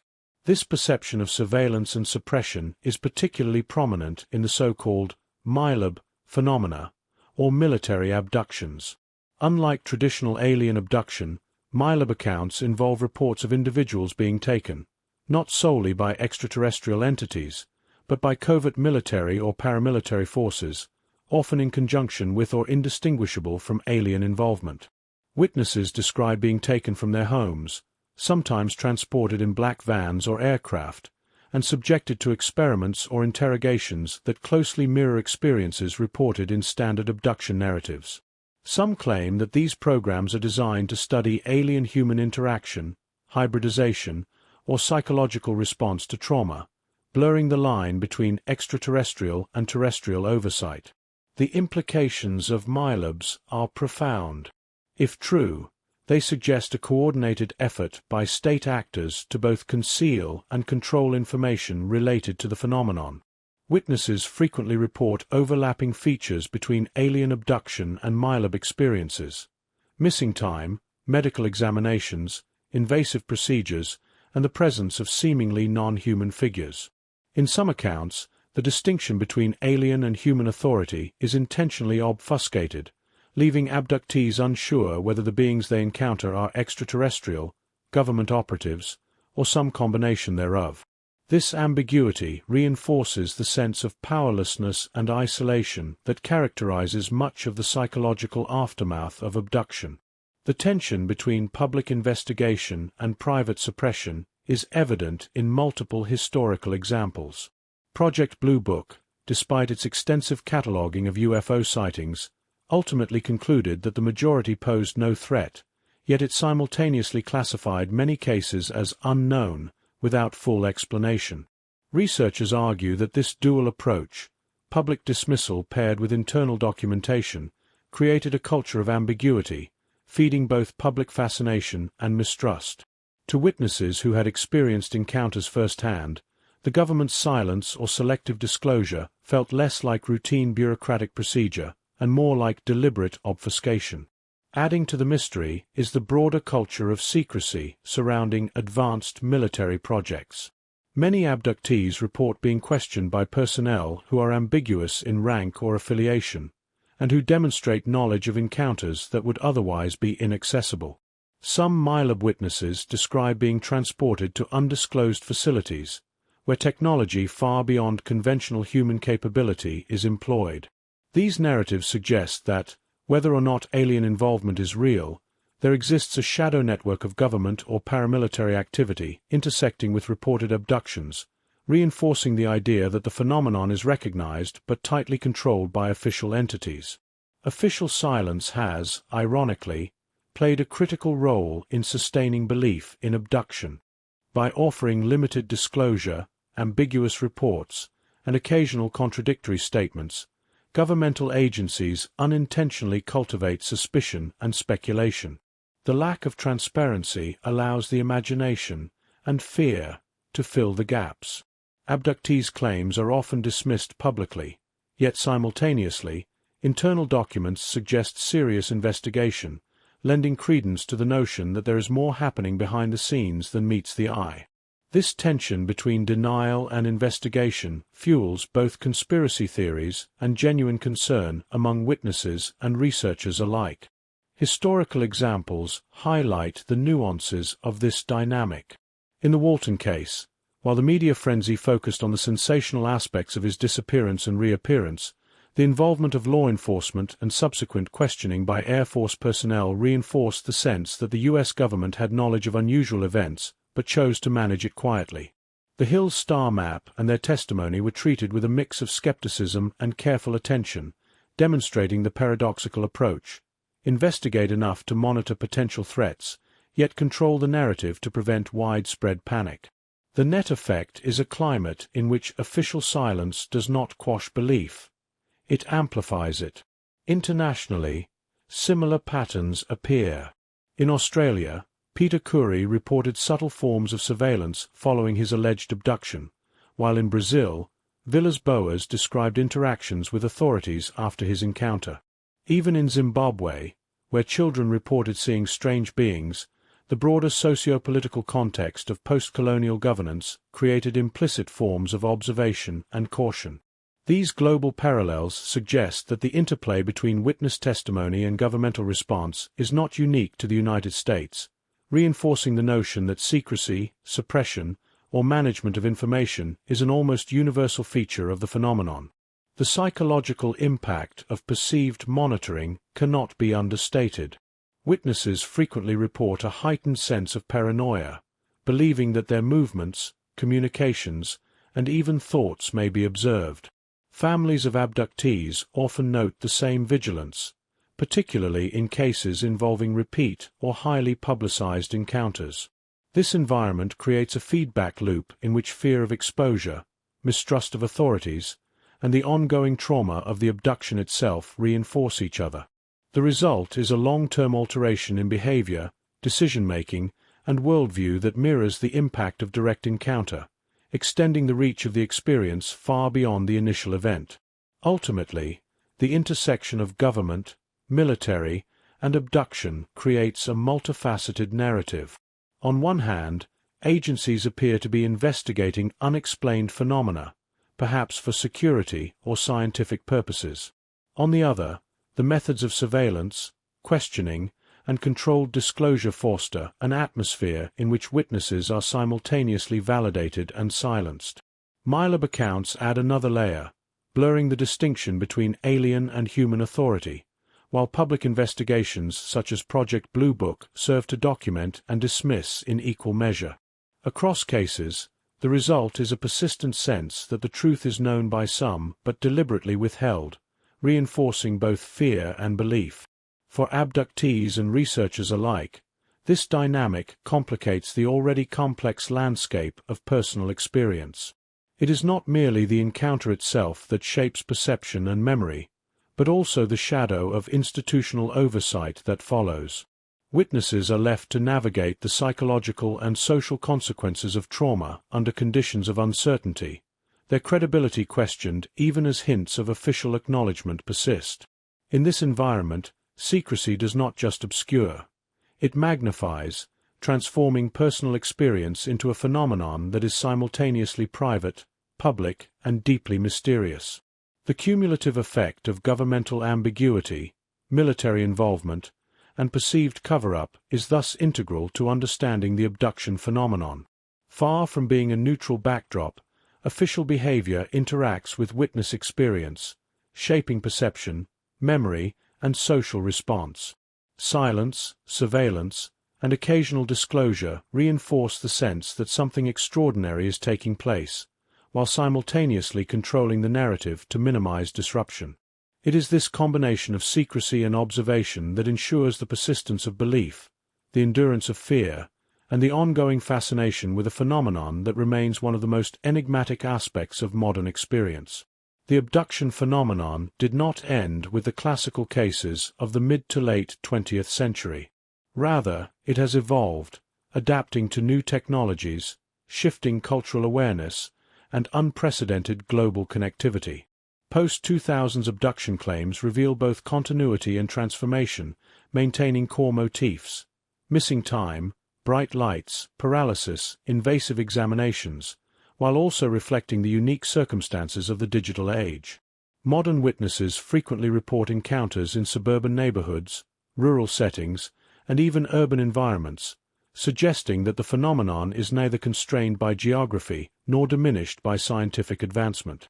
One notable example emerged in 2007 when a series of reports from the American Midwest described multiple witnesses experiencing missing time after observing luminous, disc-shaped objects hovering silently above rural landscapes. These accounts mirrored the classic patterns identified decades earlier: sudden immobilization, telepathic communication, and the sensation of being transported to an unknown environment. The witnesses, however, also described the experience in ways shaped by contemporary culture. Digital cameras, cell phones, and social media became part of the narrative. Many attempted to capture the phenomena, resulting in footage that was often inconclusive yet repeatedly cited as supporting evidence by those involved. In 2011, another striking wave of abduction reports emerged, this time coinciding with increasing government transparency regarding UAPs, unidentified aerial phenomena. The Pentagon's acknowledgement of previously classified sightings, including Navy pilot footage showing objects moving at extraordinary speeds with no visible means of propulsion, reignited public interest in alien encounters. For abductees, these disclosures provided a sense of validation long denied by mainstream media and institutions. Witnesses who had once been dismissed as delusional or exaggerating suddenly found their experiences reframed in a broader context in which government officials openly acknowledged that unidentified phenomena exist and warrant serious investigation. Social media has played an unprecedented role in modern abduction reporting. Platforms such as Reddit, Twitter, and specialized forums allow witnesses to share real-time accounts, connect with others who have had similar experiences, and organize collective investigations. Unlike earlier cases, where reporting relied on word of mouth, media coverage, or isolated academic inquiry, digital communication has enabled a networked approach. Individuals can corroborate missing time, unusual physical symptoms, or anomalous sightings across wide geographic regions, creating an emergent, crowd-sourced body of evidence. While this also opens the door to hoaxes and sensationalism, it has undeniably transformed the landscape of abduction documentation, lending visibility and persistence to experiences that might otherwise remain private. An illustrative case occurred in 2015 in rural Oregon, where a group of teenagers reported being paralyzed in their bedrooms during a series of luminous flashes. Multiple family members corroborated the unusual timing of power fluctuations and glowing phenomena outside windows, and the events were shared on local online forums. Researchers later noted that, while some details were culturally influenced, references to popular sci-fi films and internet memes, the core experience, including immobilization, missing time, and the presence of humanoid beings with large eyes, aligned closely with classical abduction patterns. The case highlighted the tension between modern cultural influence and the persistence of archetypal elements in abduction narratives. Internationally, post-2000 cases reveal a similar pattern of continuity and adaptation. In 2017, residents of a small town in Italy reported seeing strange lights hovering over agricultural fields, followed by episodes of missing time and vivid recollections of encounters with tall, grey-skinned beings. In South Korea, multiple witnesses from 2018 to 2019 described sudden disorientation, paralyzing sensations, and temporary amnesia following the appearance of unidentified aerial lights. These accounts were shared and documented online, allowing researchers to observe the global pattern and compare contemporary experiences with historical cases. Consistency in the archetypes, greys, insectoid figures, and humanoid entities, combined with modern environmental context, reinforces the impression of a phenomenon that transcends both time and culture. Physical evidence continues to play a role in modern cases, though often subtle. Witnesses report unexplained marks, sensations of radiation or energy, and transient objects embedded in the skin or clothing. Digital tools such as high-resolution photography, infrared imaging, and magnetometers allow for more sophisticated documentation, though definitive verification remains elusive. The combination of persistent physical phenomena and widespread digital reporting has led some researchers to argue that modern abduction experiences are more readily verifiable than those in previous decades, at least in terms of trace evidence and witness consistency. The digital age has also influenced the social dynamics of reporting. Abductees no longer face the isolation that characterized earlier cases. Online communities provide validation, therapeutic support, and collective analysis, creating a counterweight to skepticism from friends, family, or authorities. However, the visibility also attracts intense scrutiny, ridicule, and exploitation. The challenge of distinguishing credible experiences from fabrications is heightened in an environment where virality can overshadow substance. Yet the persistence of detailed, consistent reports, particularly from individuals who are strangers to each other, continues to draw serious attention from independent researchers and, occasionally, mainstream media. Interestingly, modern cases increasingly report hybrid phenomena, blending classic alien abduction with encounters involving technology or unusual aerial objects. Some witnesses describe interactions with crafts that seem semi-biological, suggesting a fusion of organic and mechanical design, or entities that communicate via holographic projection or telepathy enhanced by advanced instruments. These developments may reflect both cultural evolution and the increasing sophistication of perceived encounters, suggesting that the phenomenon is not static but responsive to contemporary technological imagination while maintaining archetypal continuity. Pentagon disclosures of UAPs in the 2020s further underscore the contemporary relevance of abduction reports. The acknowledgement of highly maneuverable, unidentified aerial objects by military authorities has had a dual effect. It validates the broader phenomenon of unexplained aerial encounters and provides a context in which abductee testimonies are taken more seriously. Some witnesses report that after these disclosures, they experienced renewed confidence in recounting prior events, while others describe new encounters that seem to mirror patterns confirmed by military acknowledgement. In essence, the digital age, combined with official acknowledgement, has created a feedback loop in which modern abduction cases are both influenced by and independent of societal awareness. The international dimension of modern cases is particularly striking. In 2021, a series of reports emerged from Canada, Australia, and parts of South America, involving bright lights, missing time, and humanoid beings exhibiting the classic traits of greys or other archetypes. In each case, social media and online forums allowed witnesses to share precise geographic coordinates, photographs, and detailed temporal sequences. Researchers noted that these contemporary reports, despite being geographically dispersed and often culturally independent, adhered to recognizable patterns first documented in the 1960s and 1970s. The result is a modern abduction phenomenon that is both global and networked, yet rooted in historical continuity. The digital age has also facilitated the documentation of group experiences, echoing historical incidents like the Allagash abductions or the aerial school sightings. Online platforms allow witnesses to identify overlapping events, compare memories, and detect recurring motifs. While skeptics argue that social media increases the risk of collective suggestibility, the specificity and consistency of reported encounters often mirror historical reliability. Missing time, paralysis, luminous crafts, medical examinations, and humanoid archetypes all remain central, demonstrating that the modern landscape preserves the structural core of abduction phenomena even as the context, audience, and tools for documentation have evolved. In many ways, the modern abduction narrative represents a convergence of three forces: historical consistency, technological documentation, and social connectivity. Witnesses continue to experience events that align with classical accounts, while simultaneously benefiting from the tools of the digital age that allow for rapid communication, verification, and support.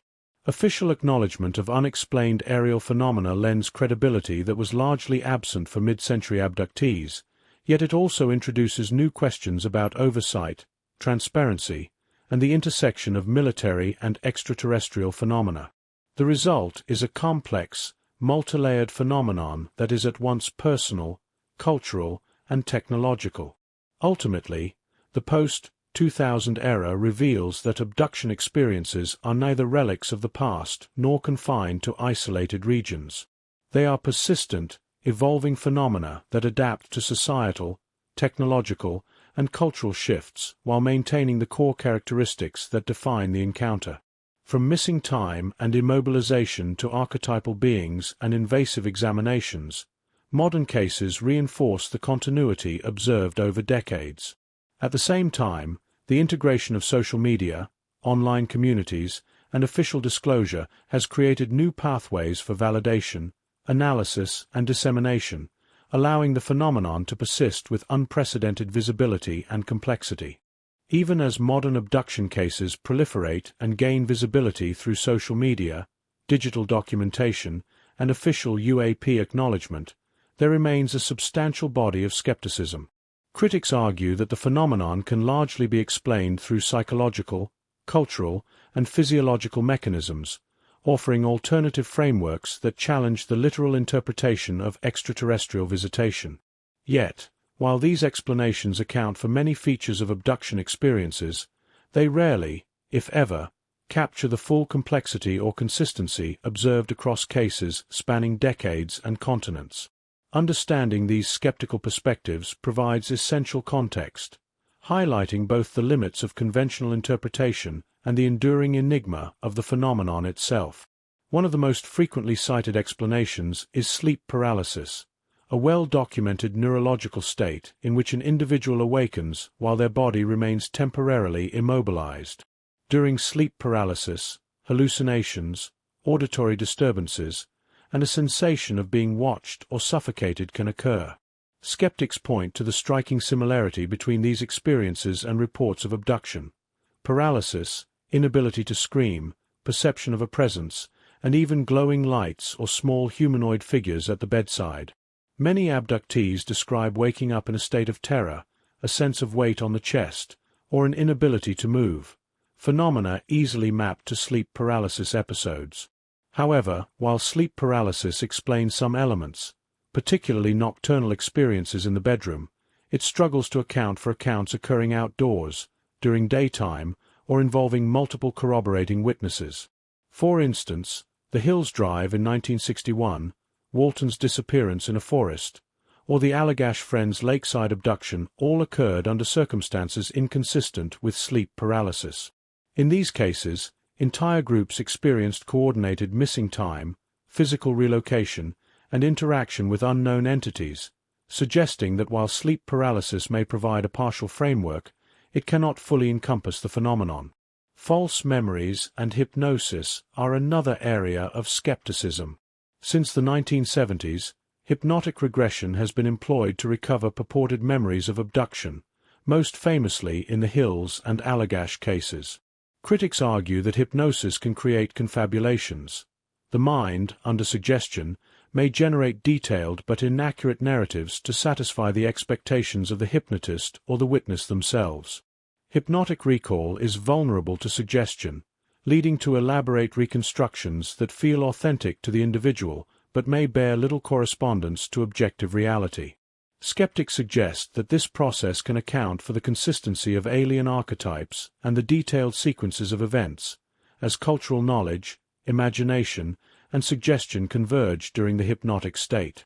Yet, even here, the explanatory power of false memory is limited.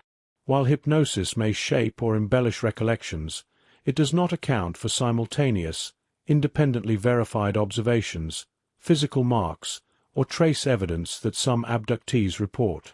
Cases involving multiple witnesses who had no prior exposure to UFO lore, such as the aerial school sighting in Zimbabwe or the Allagash group experience, challenge the notion that all abduction narratives are products of hypnotic suggestion. Additionally, many witnesses describe spontaneously recalling events without hypnosis, sometimes years after the encounter, with memories emerging in ways that seem independent of external cues or suggestion. Cultural and psychological influences are also invoked by skeptics. Media exposure, science fiction, and folklore can prime individuals to interpret ambiguous experiences in familiar terms.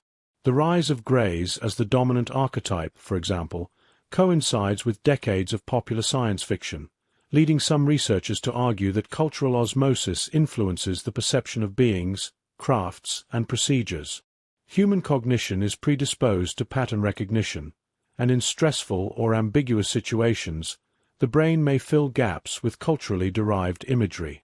In this sense, abduction narratives may represent a fusion of personal experience, societal input, and psychological need for coherence. Yet cross-cultural consistency complicates this explanation. Witnesses from diverse backgrounds, ages, and social contexts often report remarkably similar experiences despite minimal exposure to Western media. The Greys of North America, the mechanical beings in Pascagoula, Villas-Boas humanoids in Brazil, and the childlike entities in Zimbabwe all share core features: small stature, large eyes, observation-focused behavior, and invasive medical procedures. While media may influence peripheral details, the recurrence of these fundamental traits across time and geography challenges the argument that culture alone drives the phenomenon. Physiological and neurological factors beyond sleep paralysis have also been considered. Hallucinations induced by stress, trauma, or chemical exposure can create vivid perceptual experiences. Certain medications or neurological disorders may trigger sensations of paralysis, pressure, or visual anomalies. Skeptics suggest that such mechanisms could explain the intensity and realism of reported encounters without invoking external beings. Nevertheless, physiological explanations struggle with cases involving group experiences, prolonged missing time, or physical traces that appear anomalous, such as unexplained scars or embedded objects. In short, while these mechanisms may account for some features, they rarely explain the phenomenon in its entirety. The role of suggestion, expectation, and collective memory cannot be ignored. When a story becomes widely known, it sets the stage for subsequent witnesses to unconsciously model their recollections on established narratives. Researchers caution against over-reliance on anecdotal consistency, as human memory is reconstructive rather than a perfect recording of events. Yet even when considering these factors, anomalies persist. The convergence of detailed, physically corroborated, and cross-cultural accounts suggests that some underlying phenomenon exists beyond mere narrative repetition or memory distortion.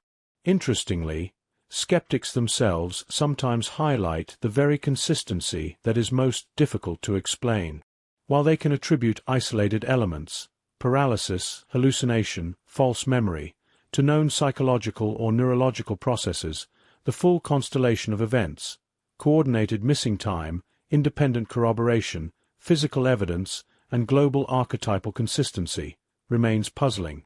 Even researchers skeptical of extraterrestrial involvement acknowledge that certain episodes resist conventional classification, leaving open questions about the boundaries of human experience and the potential existence of unexplained phenomena. Another area of skepticism involves the role of trauma and stress in shaping perception. Abduction experiences are often reported as intensely traumatic, producing symptoms of PTSD, anxiety, and phobia. Stress can influence memory encoding, attention, and perception, leading to distorted recollections that feel vividly real. Yet trauma alone does not fully explain synchronized group experiences or the repeated emergence of strikingly similar physical and psychological phenomena across widely separated contexts. In this way, trauma may enhance or shape the memory of an encounter, but it rarely generates the underlying architecture of missing time, paralysis, or objective anomalies. The cumulative effect of skeptical explanations, sleep paralysis, false memories, hypnosis pitfalls, cultural influence, and physiological anomalies highlights the challenge of fully understanding abduction. Individually, each factor accounts for some aspects of the narrative, yet collectively they leave gaps, inconsistencies, and unresolved questions. In essence, skeptics provide valuable tools for parsing abduction reports, but their frameworks are rarely sufficient to encapsulate the phenomenon entirely. This persistent explanatory gap is one reason why abductee testimony continues to capture attention, both in research circles and popular imagination. Importantly, the skeptical perspective serves a dual role. It encourages rigorous analysis and prevents uncritical acceptance, while simultaneously underscoring the limitations of conventional frameworks. By juxtaposing abduction reports against known psychological, physiological, and cultural mechanisms, skeptics illuminate areas where conventional science can account for phenomena. At the same time, these analyses reveal anomalies, cross-cultural consistency, group experiences, physical traces, and temporal disruption that demand further investigation and resist facile dismissal. Ultimately, the phenomenon occupies a liminal space between the known and the unexplained. Skeptics remind us that human cognition, culture, and perception are powerful forces capable of shaping extraordinary experiences, yet they also inadvertently emphasize the enduring mystery. Many abduction accounts retain a degree of coherence, consistency, and verifiability that conventional explanations cannot entirely reconcile. It is this unresolved tension between what can be scientifically explained and what remains anomalous that sustains fascination, debate, and the ongoing search for understanding. Even as technology, social media, and government acknowledgement reshape modern cases, the underlying question remains: are these experiences the product of the mind, an external reality, or some combination of both? Skeptical frameworks illuminate the first possibility, but rarely encompass the second. For witnesses, researchers, and the wider public, this ambiguity is precisely what makes abduction both compelling and disquieting, a phenomenon at once familiar in its patterns and unfathomable in its implications. To truly understand the alien abduction phenomenon, one must listen to the voices of those who have experienced it firsthand. Behind every report of missing time, luminous craft, or eerie examination lies a human story, one of fear, confusion, and profound transformation. These are not accounts seeking fame or notoriety. Rather, they are the earnest testimonies of individuals striving to make sense of experiences that defy conventional understanding. By centering the perspectives of abductees, a more intimate and emotionally resonant view of the phenomenon emerges, revealing both the enduring trauma and the resilience that characterize these extraordinary encounters. I remember waking up in the forest, the night air thick and cold, one witness recalls, describing a modern encounter in rural Oregon. Everything felt strange, almost unreal. I had this piercing awareness that something had been done to me, though I couldn't remember the details. When I finally saw my friends, their expressions mirrored my confusion and terror. We had all experienced the same missing hours, the same sense of immobilization, yet no one could explain why or how. It was frightening, yes, but more than anything, it was deeply isolating. We didn't know who to trust. Such testimonies capture the disorienting immediacy of the experience, the disjunction between reality as the world perceives it and reality as the witness experiences it. Many abductees describe a profound internal conflict between skepticism and belief, often intensified by external disbelief. "I spent years questioning my own sanity," one adult recounts regarding an encounter during childhood. "I knew what I experienced was real, yet every time I tried to tell someone, they dismissed me. Teachers, family, friends. I felt alone in the world, carrying this burden silently. It was only when I found others who had experienced similar events that I realized I was not imagining it. I wasn't crazy. Others had been touched by the same phenomenon." The recurring theme of isolation underscores the psychological toll of these experiences, compounded by a societal tendency to categorize the unexplainable as irrational or fabricated. Abductees often emphasize that their motivation is not fame or sensationalism, but truth. "I don't want a movie deal," one witness asserts, reflecting on media portrayals of abductions. "I don't want attention. I want someone, anyone, to understand what happened. I want people to know that this is real, that it affects real people, and that it leaves lasting scars. Sharing my story isn't easy, but staying silent doesn't make it go away." This emphasis on truth over recognition is echoed across narratives, highlighting a deep-seated desire for acknowledgement rather than exploitation. Witnesses consistently express that their experiences are personal, transformative, and often traumatic, and that the public fascination with spectacle can obscure the gravity of their reality.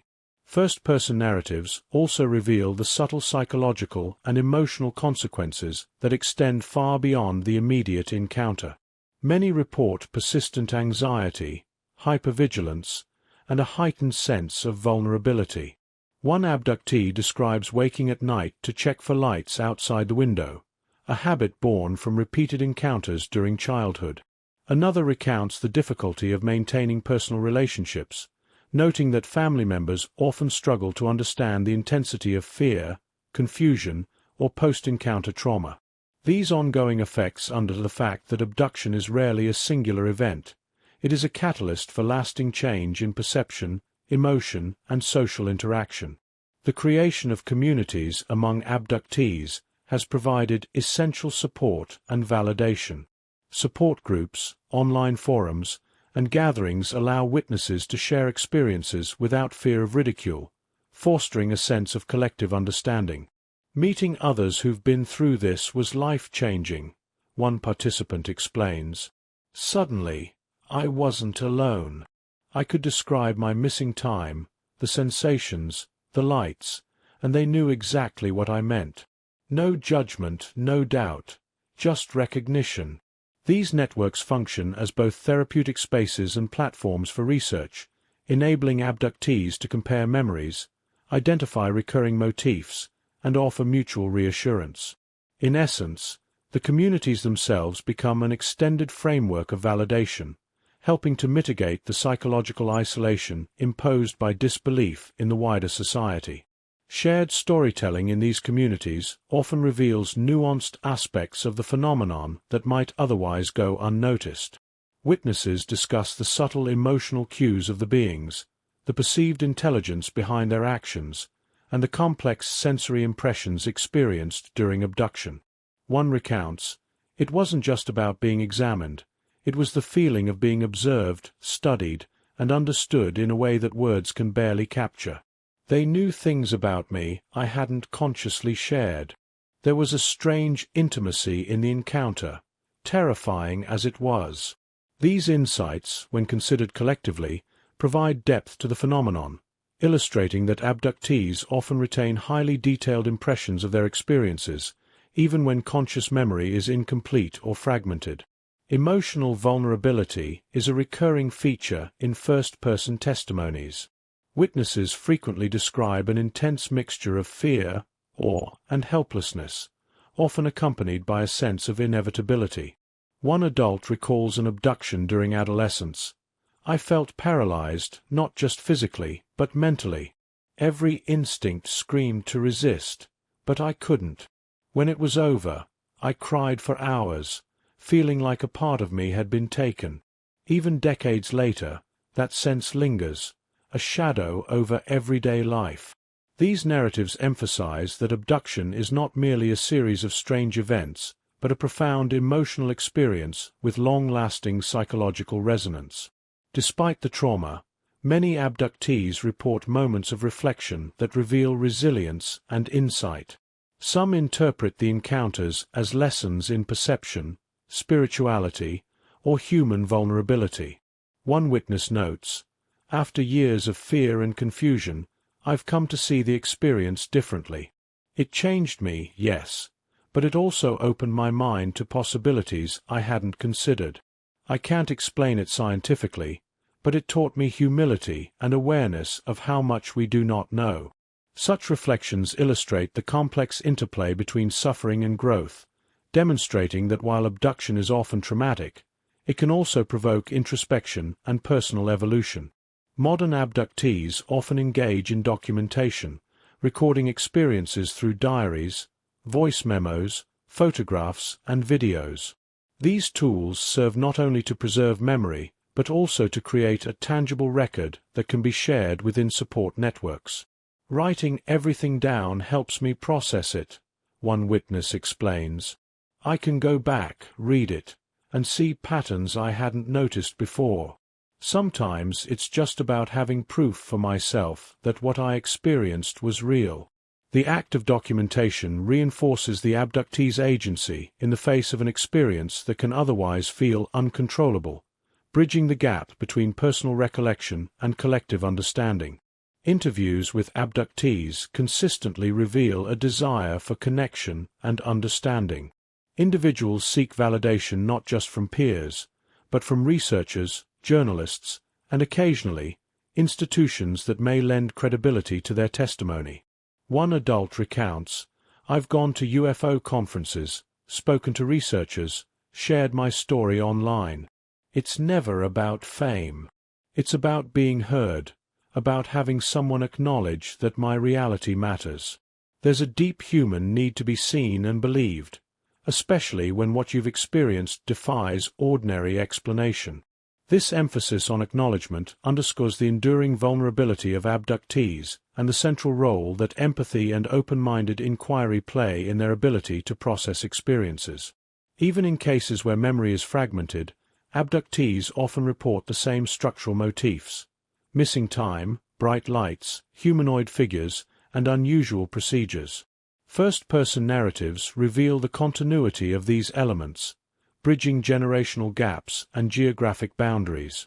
One participant notes, "I had no idea these things happened to other people. When I finally heard similar stories, I realized we were all describing the same phenomenon in our own words. It gave me a sense of relief, and also of awe. How could so many of us experience this in such similar ways?" The convergence of personal narrative with broader patterns reinforces the credibility and coherence of the phenomenon, while highlighting the importance of listening to those directly affected. Finally, the emotional dimension of these testimonies reminds us that abduction is not only a matter of UFO sightings or extraterrestrial speculation. It is a profoundly human experience, one marked by vulnerability, resilience, fear, and curiosity. Communities of abductees provide solace and validation. First-person narratives reveal the depth of psychological and emotional impact, and the overarching desire for truth, rather than recognition, underscores the sincerity of these accounts. In centering the abductees' voices, one gains not just insight into the phenomenon itself, but a deeper appreciation of the courage, endurance, and humanity of those who live with the lingering effects of experiences that defy explanation. While traditional interpretations of abduction center on extraterrestrial beings, a growing number of researchers and witnesses have considered alternative frameworks that expand the possibilities far beyond aliens from distant stars. These theories, often speculative and controversial, seek to account for the extraordinary features of encounters that resist conventional explanation. Missing time, shared group experiences, and the presence of entities whose characteristics defy biological norms have led theorists to explore interdimensional, temporal, spiritual, and even simulated realities. Each hypothesis offers a distinct lens through which to interpret the enduring mystery, highlighting the limitations of a strictly extraterrestrial paradigm. One prominent theory suggests that abductors may be interdimensional beings, entities capable of moving between layers of reality that remain imperceptible to ordinary human senses. In this view, the apparent alien nature of abductors is a consequence of perceiving creatures adapted to a different dimensional framework. Witnesses often report sudden shifts in their environment, bright, glowing lights, interiors that defy conventional geometry, or objects appearing and disappearing instantaneously, experiences that align with the concept of interdimensional movement. The interdimensional model also offers an explanation for the variability in abductor appearances. One observer may perceive a small gray humanoid, another an insectoid figure, and both are interacting with the same underlying entity, filtered through human perception. Interdimensional theories also help account for the persistence of missing time and the difficulty in corroborating physical evidence. If abductions involve movement across planes of existence, conventional instruments, cameras, and sensors may fail to register events consistently, explaining why documentation often appears incomplete or anomalous. Moreover, the theory accommodates the subjective, dreamlike quality reported by many abductees, the blending of physical and mental perception, the sensation of being observed yet unseen, and the simultaneous fear and awe. In essence, interdimensional hypotheses suggest that abductions may not be violations of Earth's physical laws, but interactions with realities that operate according to different rules entirely. Another provocative line of speculation involves time travel. Some theorists propose that abductors may be humans, or post-human entities, from the future, visiting the past for purposes of research, observation, or intervention. This model offers an intriguing lens for interpreting recurring archetypes, medical examinations, and selective memory gaps. Witnesses frequently report beings who demonstrate detailed knowledge of human anatomy, physiology, or psychology, suggesting access to advanced understanding. If such knowledge is not of extraterrestrial origin, future human technology could plausibly account for both the sophistication of craft and the precision of examinations. Time travel theories also accommodate the apparent non-linearity of memory. Abductees may experience events out of chronological order, a phenomenon that aligns with contemporary theoretical physics and the concept of temporal displacement. Beyond scientific speculation, spiritual and religious frameworks offer alternative interpretations. Across cultures, reports of abduction resonate with archetypal narratives of demonic or spiritual encounter. In these interpretations, abductors are not aliens but entities from a non-physical realm, beings that interact with humans to test, torment, or impart knowledge. Historical parallels are notable. Folklore, mythologies, and religious texts frequently describe night visitors, intrusive spirits, or otherworldly beings that abduct, examine, or influence humans. For some abductees, framing the experience as spiritual rather than extraterrestrial provides a coherent moral or existential context, allowing them to integrate the experience into a broader worldview. Such interpretations also emphasize the psychological and ethical dimensions of abduction, highlighting the potential for symbolic meaning in seemingly inexplicable events. Theories that incorporate simulation or virtual reality frameworks have also gained traction, particularly in the digital age. Some theorists suggest that abductions may be manifestations of an underlying simulated reality, in which observers or programmers experiment with human consciousness or test responses to extreme experiences. In this model, missing time, anomalous environments, and inconsistencies in memory could reflect programmed interventions or glitches in the simulation rather than events occurring in a physical space. This hypothesis intersects intriguingly with interdimensional and temporal theories, as it posits that reality itself may be layered, malleable, and subject to manipulation beyond the perception of ordinary humans. The convergence of these alternative theories emphasizes a shared challenge. Abductions consistently involve phenomena that resist categorization by conventional science. Whether considered interdimensional, temporal, spiritual, or simulated, These frameworks highlight the extraordinary consistency of certain features: missing time, medical examinations, archetypal beings, while accommodating variations in perception, memory, and context. They also underscore the profound uncertainty that characterizes abductee testimony. Human cognition, cultural expectation, and experiential reality intersect to produce accounts that are both deeply compelling and deeply puzzling. Interestingly, these beyond alien theories often intersect rather than compete. Some researchers propose hybrid models in which abductors operate across multiple frameworks: interdimensional entities employing technology that appears alien, future humans with advanced temporal knowledge, or spiritual beings manifesting in ways perceived as technological.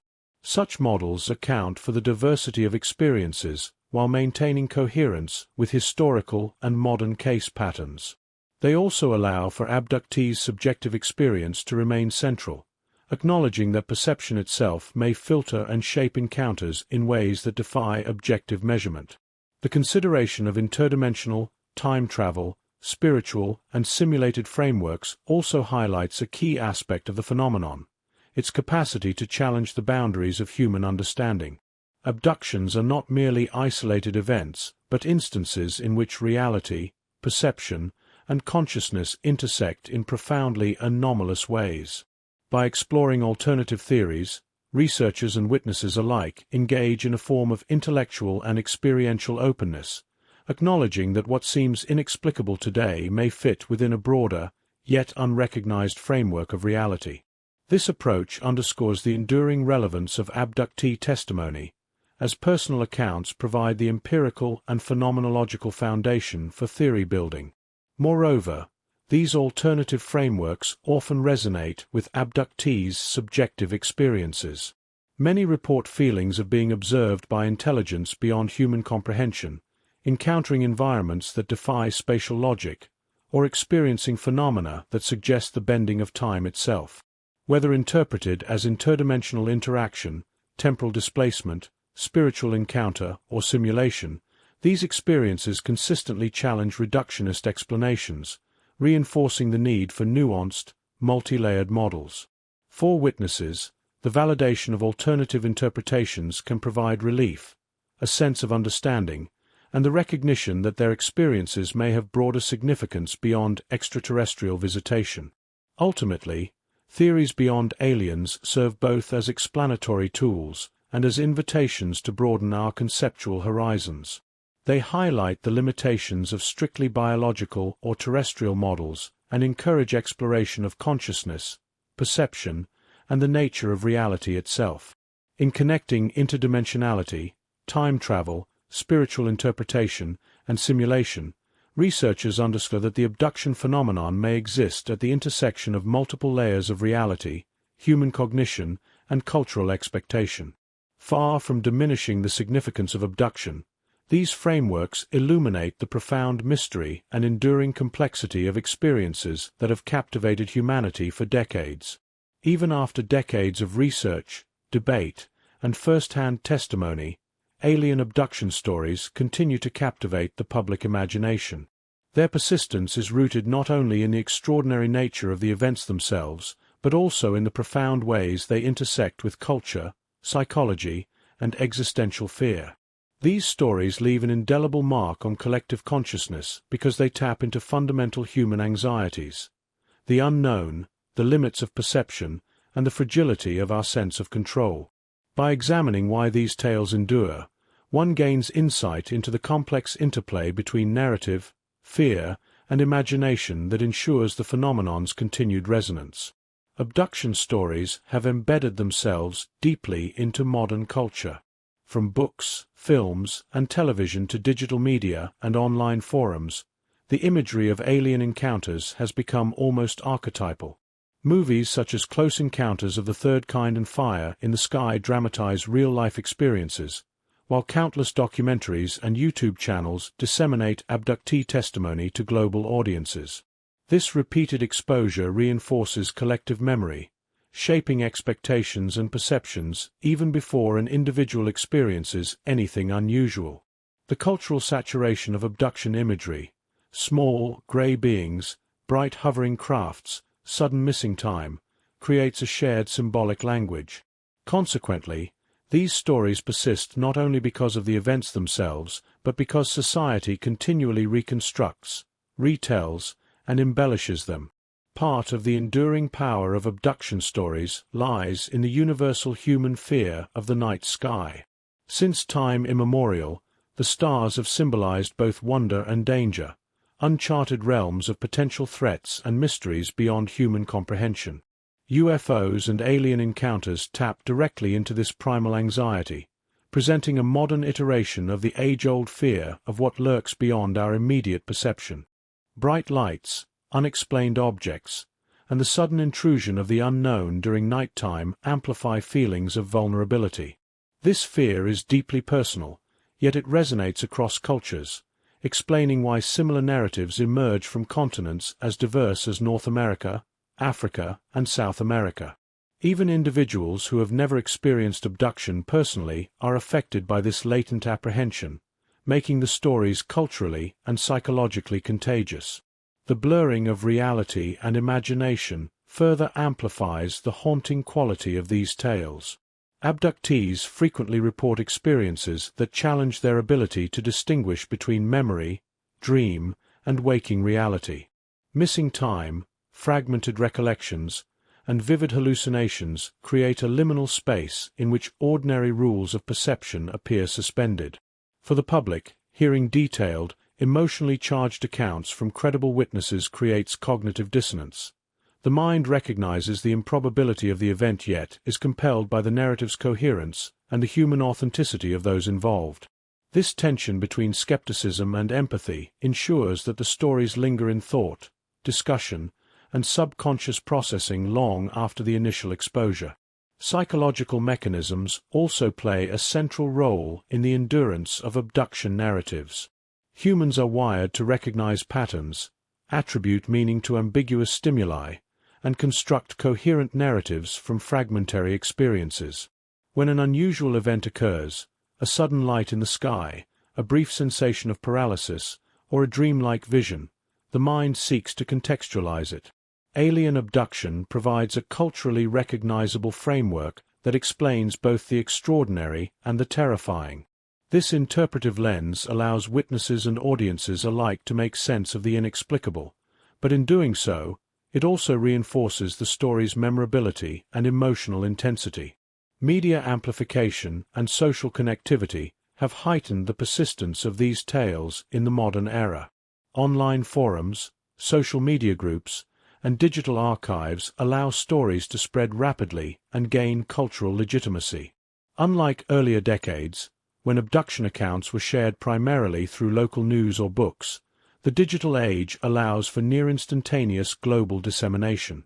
Individuals encountering these narratives online are exposed to vivid details, corroborating accounts, and community validation, creating an environment in which the stories continuously regenerate. Viral sharing of videos, interviews, and personal testimonies ensures that the abduction phenomenon remains present in public consciousness, accessible to new generations of curious or fearful observers. The emotional resonance of abduction stories cannot be overstated. Fear, awe, and curiosity converge to produce a compelling psychological cocktail that anchors the narratives in memory. Witnesses describe profound feelings of helplessness, vulnerability, and existential uncertainty during and after encounters, and these emotions translate powerfully to audiences consuming their stories. The combination of visceral fear with deeply human introspection, questions of mortality, autonomy, and cosmic significance, ensures that these accounts linger not merely as entertainment but as enduring psychological experiences. In this sense, abduction stories function as modern myths, providing both cautionary reflection and narrative structure to phenomena that evade conventional explanation. Stories of alien abduction also persist because they address the human desire to confront the unknown. They operate at the intersection of curiosity and dread, offering a narrative space in which the boundaries of reality, perception, and imagination can be explored safely. While the accounts themselves are often unsettling, they allow audiences to grapple with questions about consciousness, the limits of science, and humanity's place in the universe. This dual role, as both frightful and intellectually stimulating, ensures that abduction stories remain culturally and psychologically potent. In addition, the phenomenology of abduction reinforces its haunting quality. Recurring motifs, missing time, luminous crafts, small humanoid beings, and involuntary observation, create continuity across decades and continents. This consistency suggests a pattern that transcends individual imagination or cultural whim, compelling both researchers and the public to take notice. Even in skeptical circles, the convergence of elements across disparate accounts creates an unresolved tension. If these stories are merely fabrication, why do they exhibit such striking regularity? This enduring pattern contributes to the story's haunting effect, as audiences are simultaneously reassured by consistency and unsettled by its implications. Ultimately, the persistence of abduction stories reflects a convergence of cultural, psychological, and existential factors. They haunt us because they tap into primal fears of the unknown, exploit the awe and danger of the night sky, and blur the lines between reality and imagination. They endure through media, digital connectivity, and the emotional potency of first-hand testimony.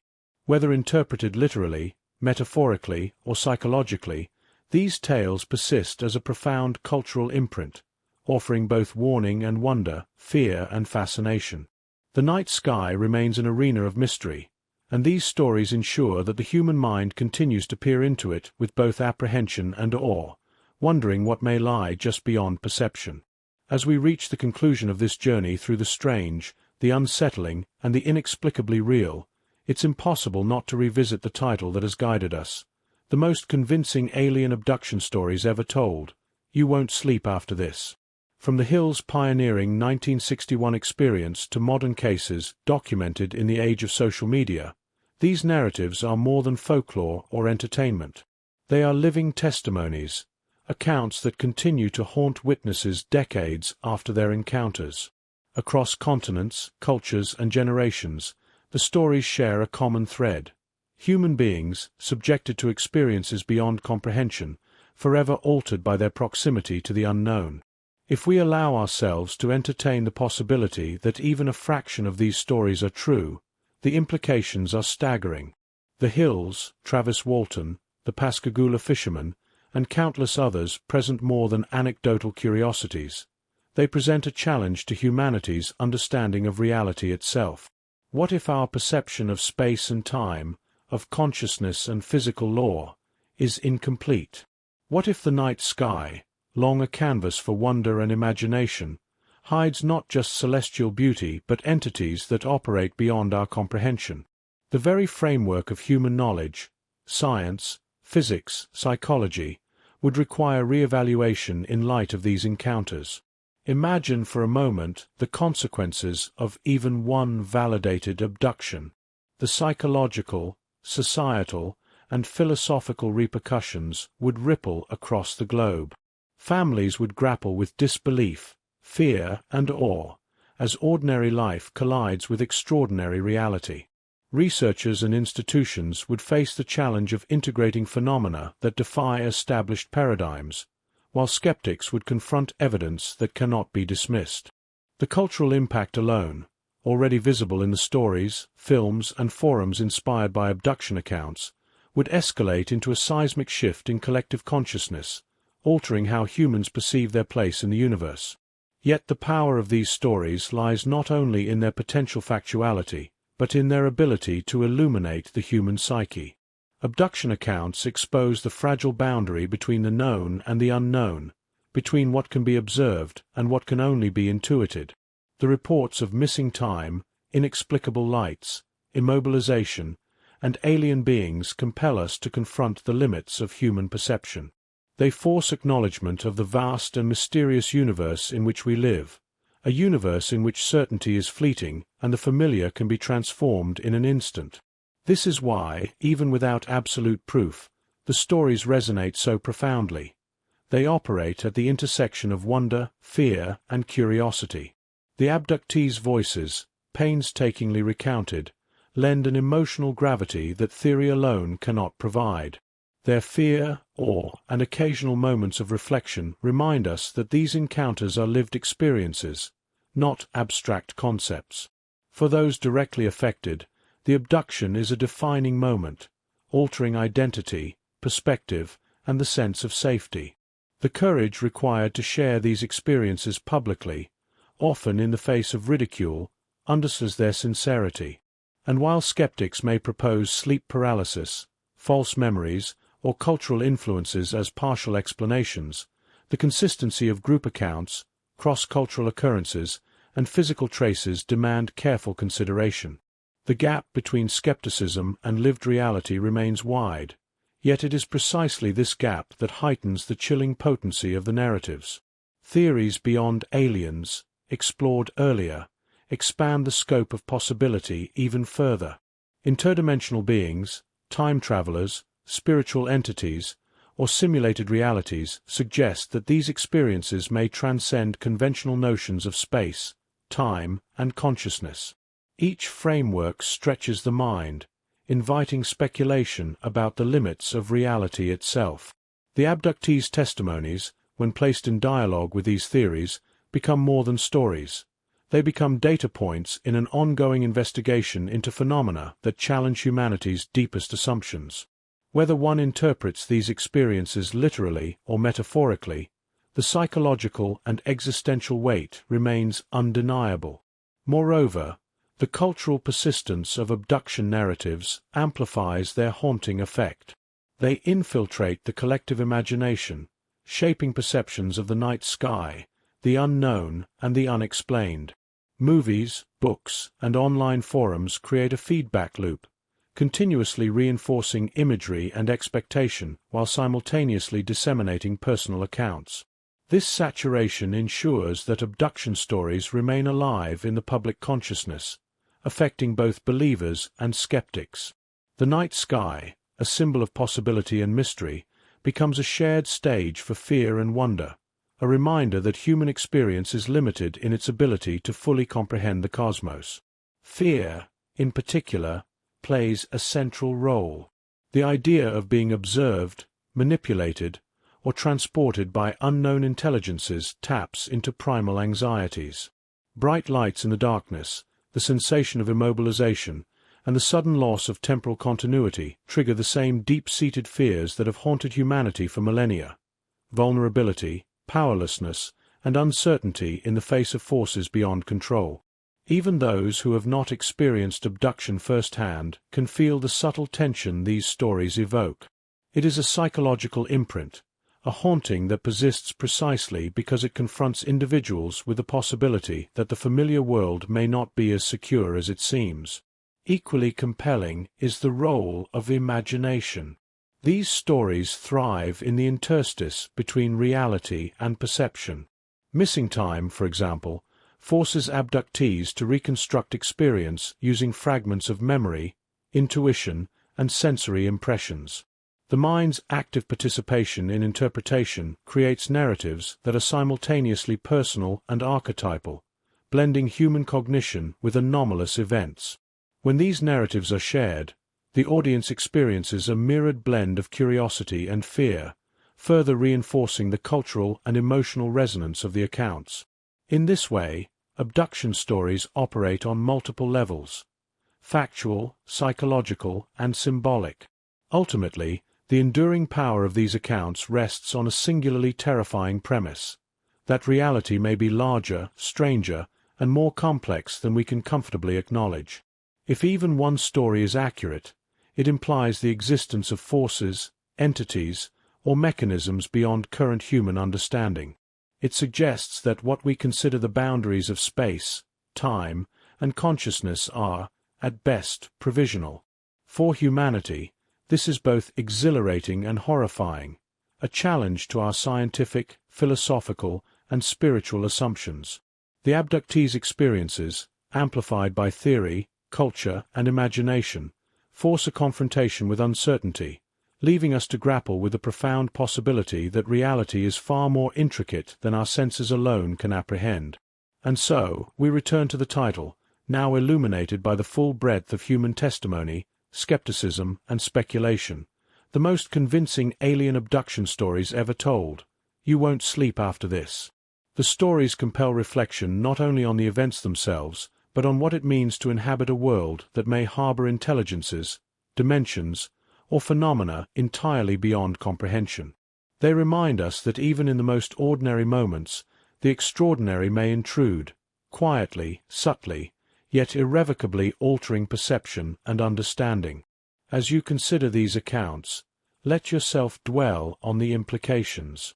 Imagine the Hills, Travis Walton, or Charles Hickson and Calvin Parker stepping into realms we can scarcely imagine, returning changed in ways that defy ordinary explanation. Imagine communities of abductees, isolated for years, finally finding resonance in shared experience, validating the incomprehensible. Consider the persistent lights, the missing time, the recurring archetypes, and the enduring cultural imprint. Together, they form a tapestry of mystery, one that resists easy dismissal and invites reflection on the unknown that surrounds us. And maybe, tonight, as you drift off, you'll wonder if the next unexplained light in your window isn't just the moon.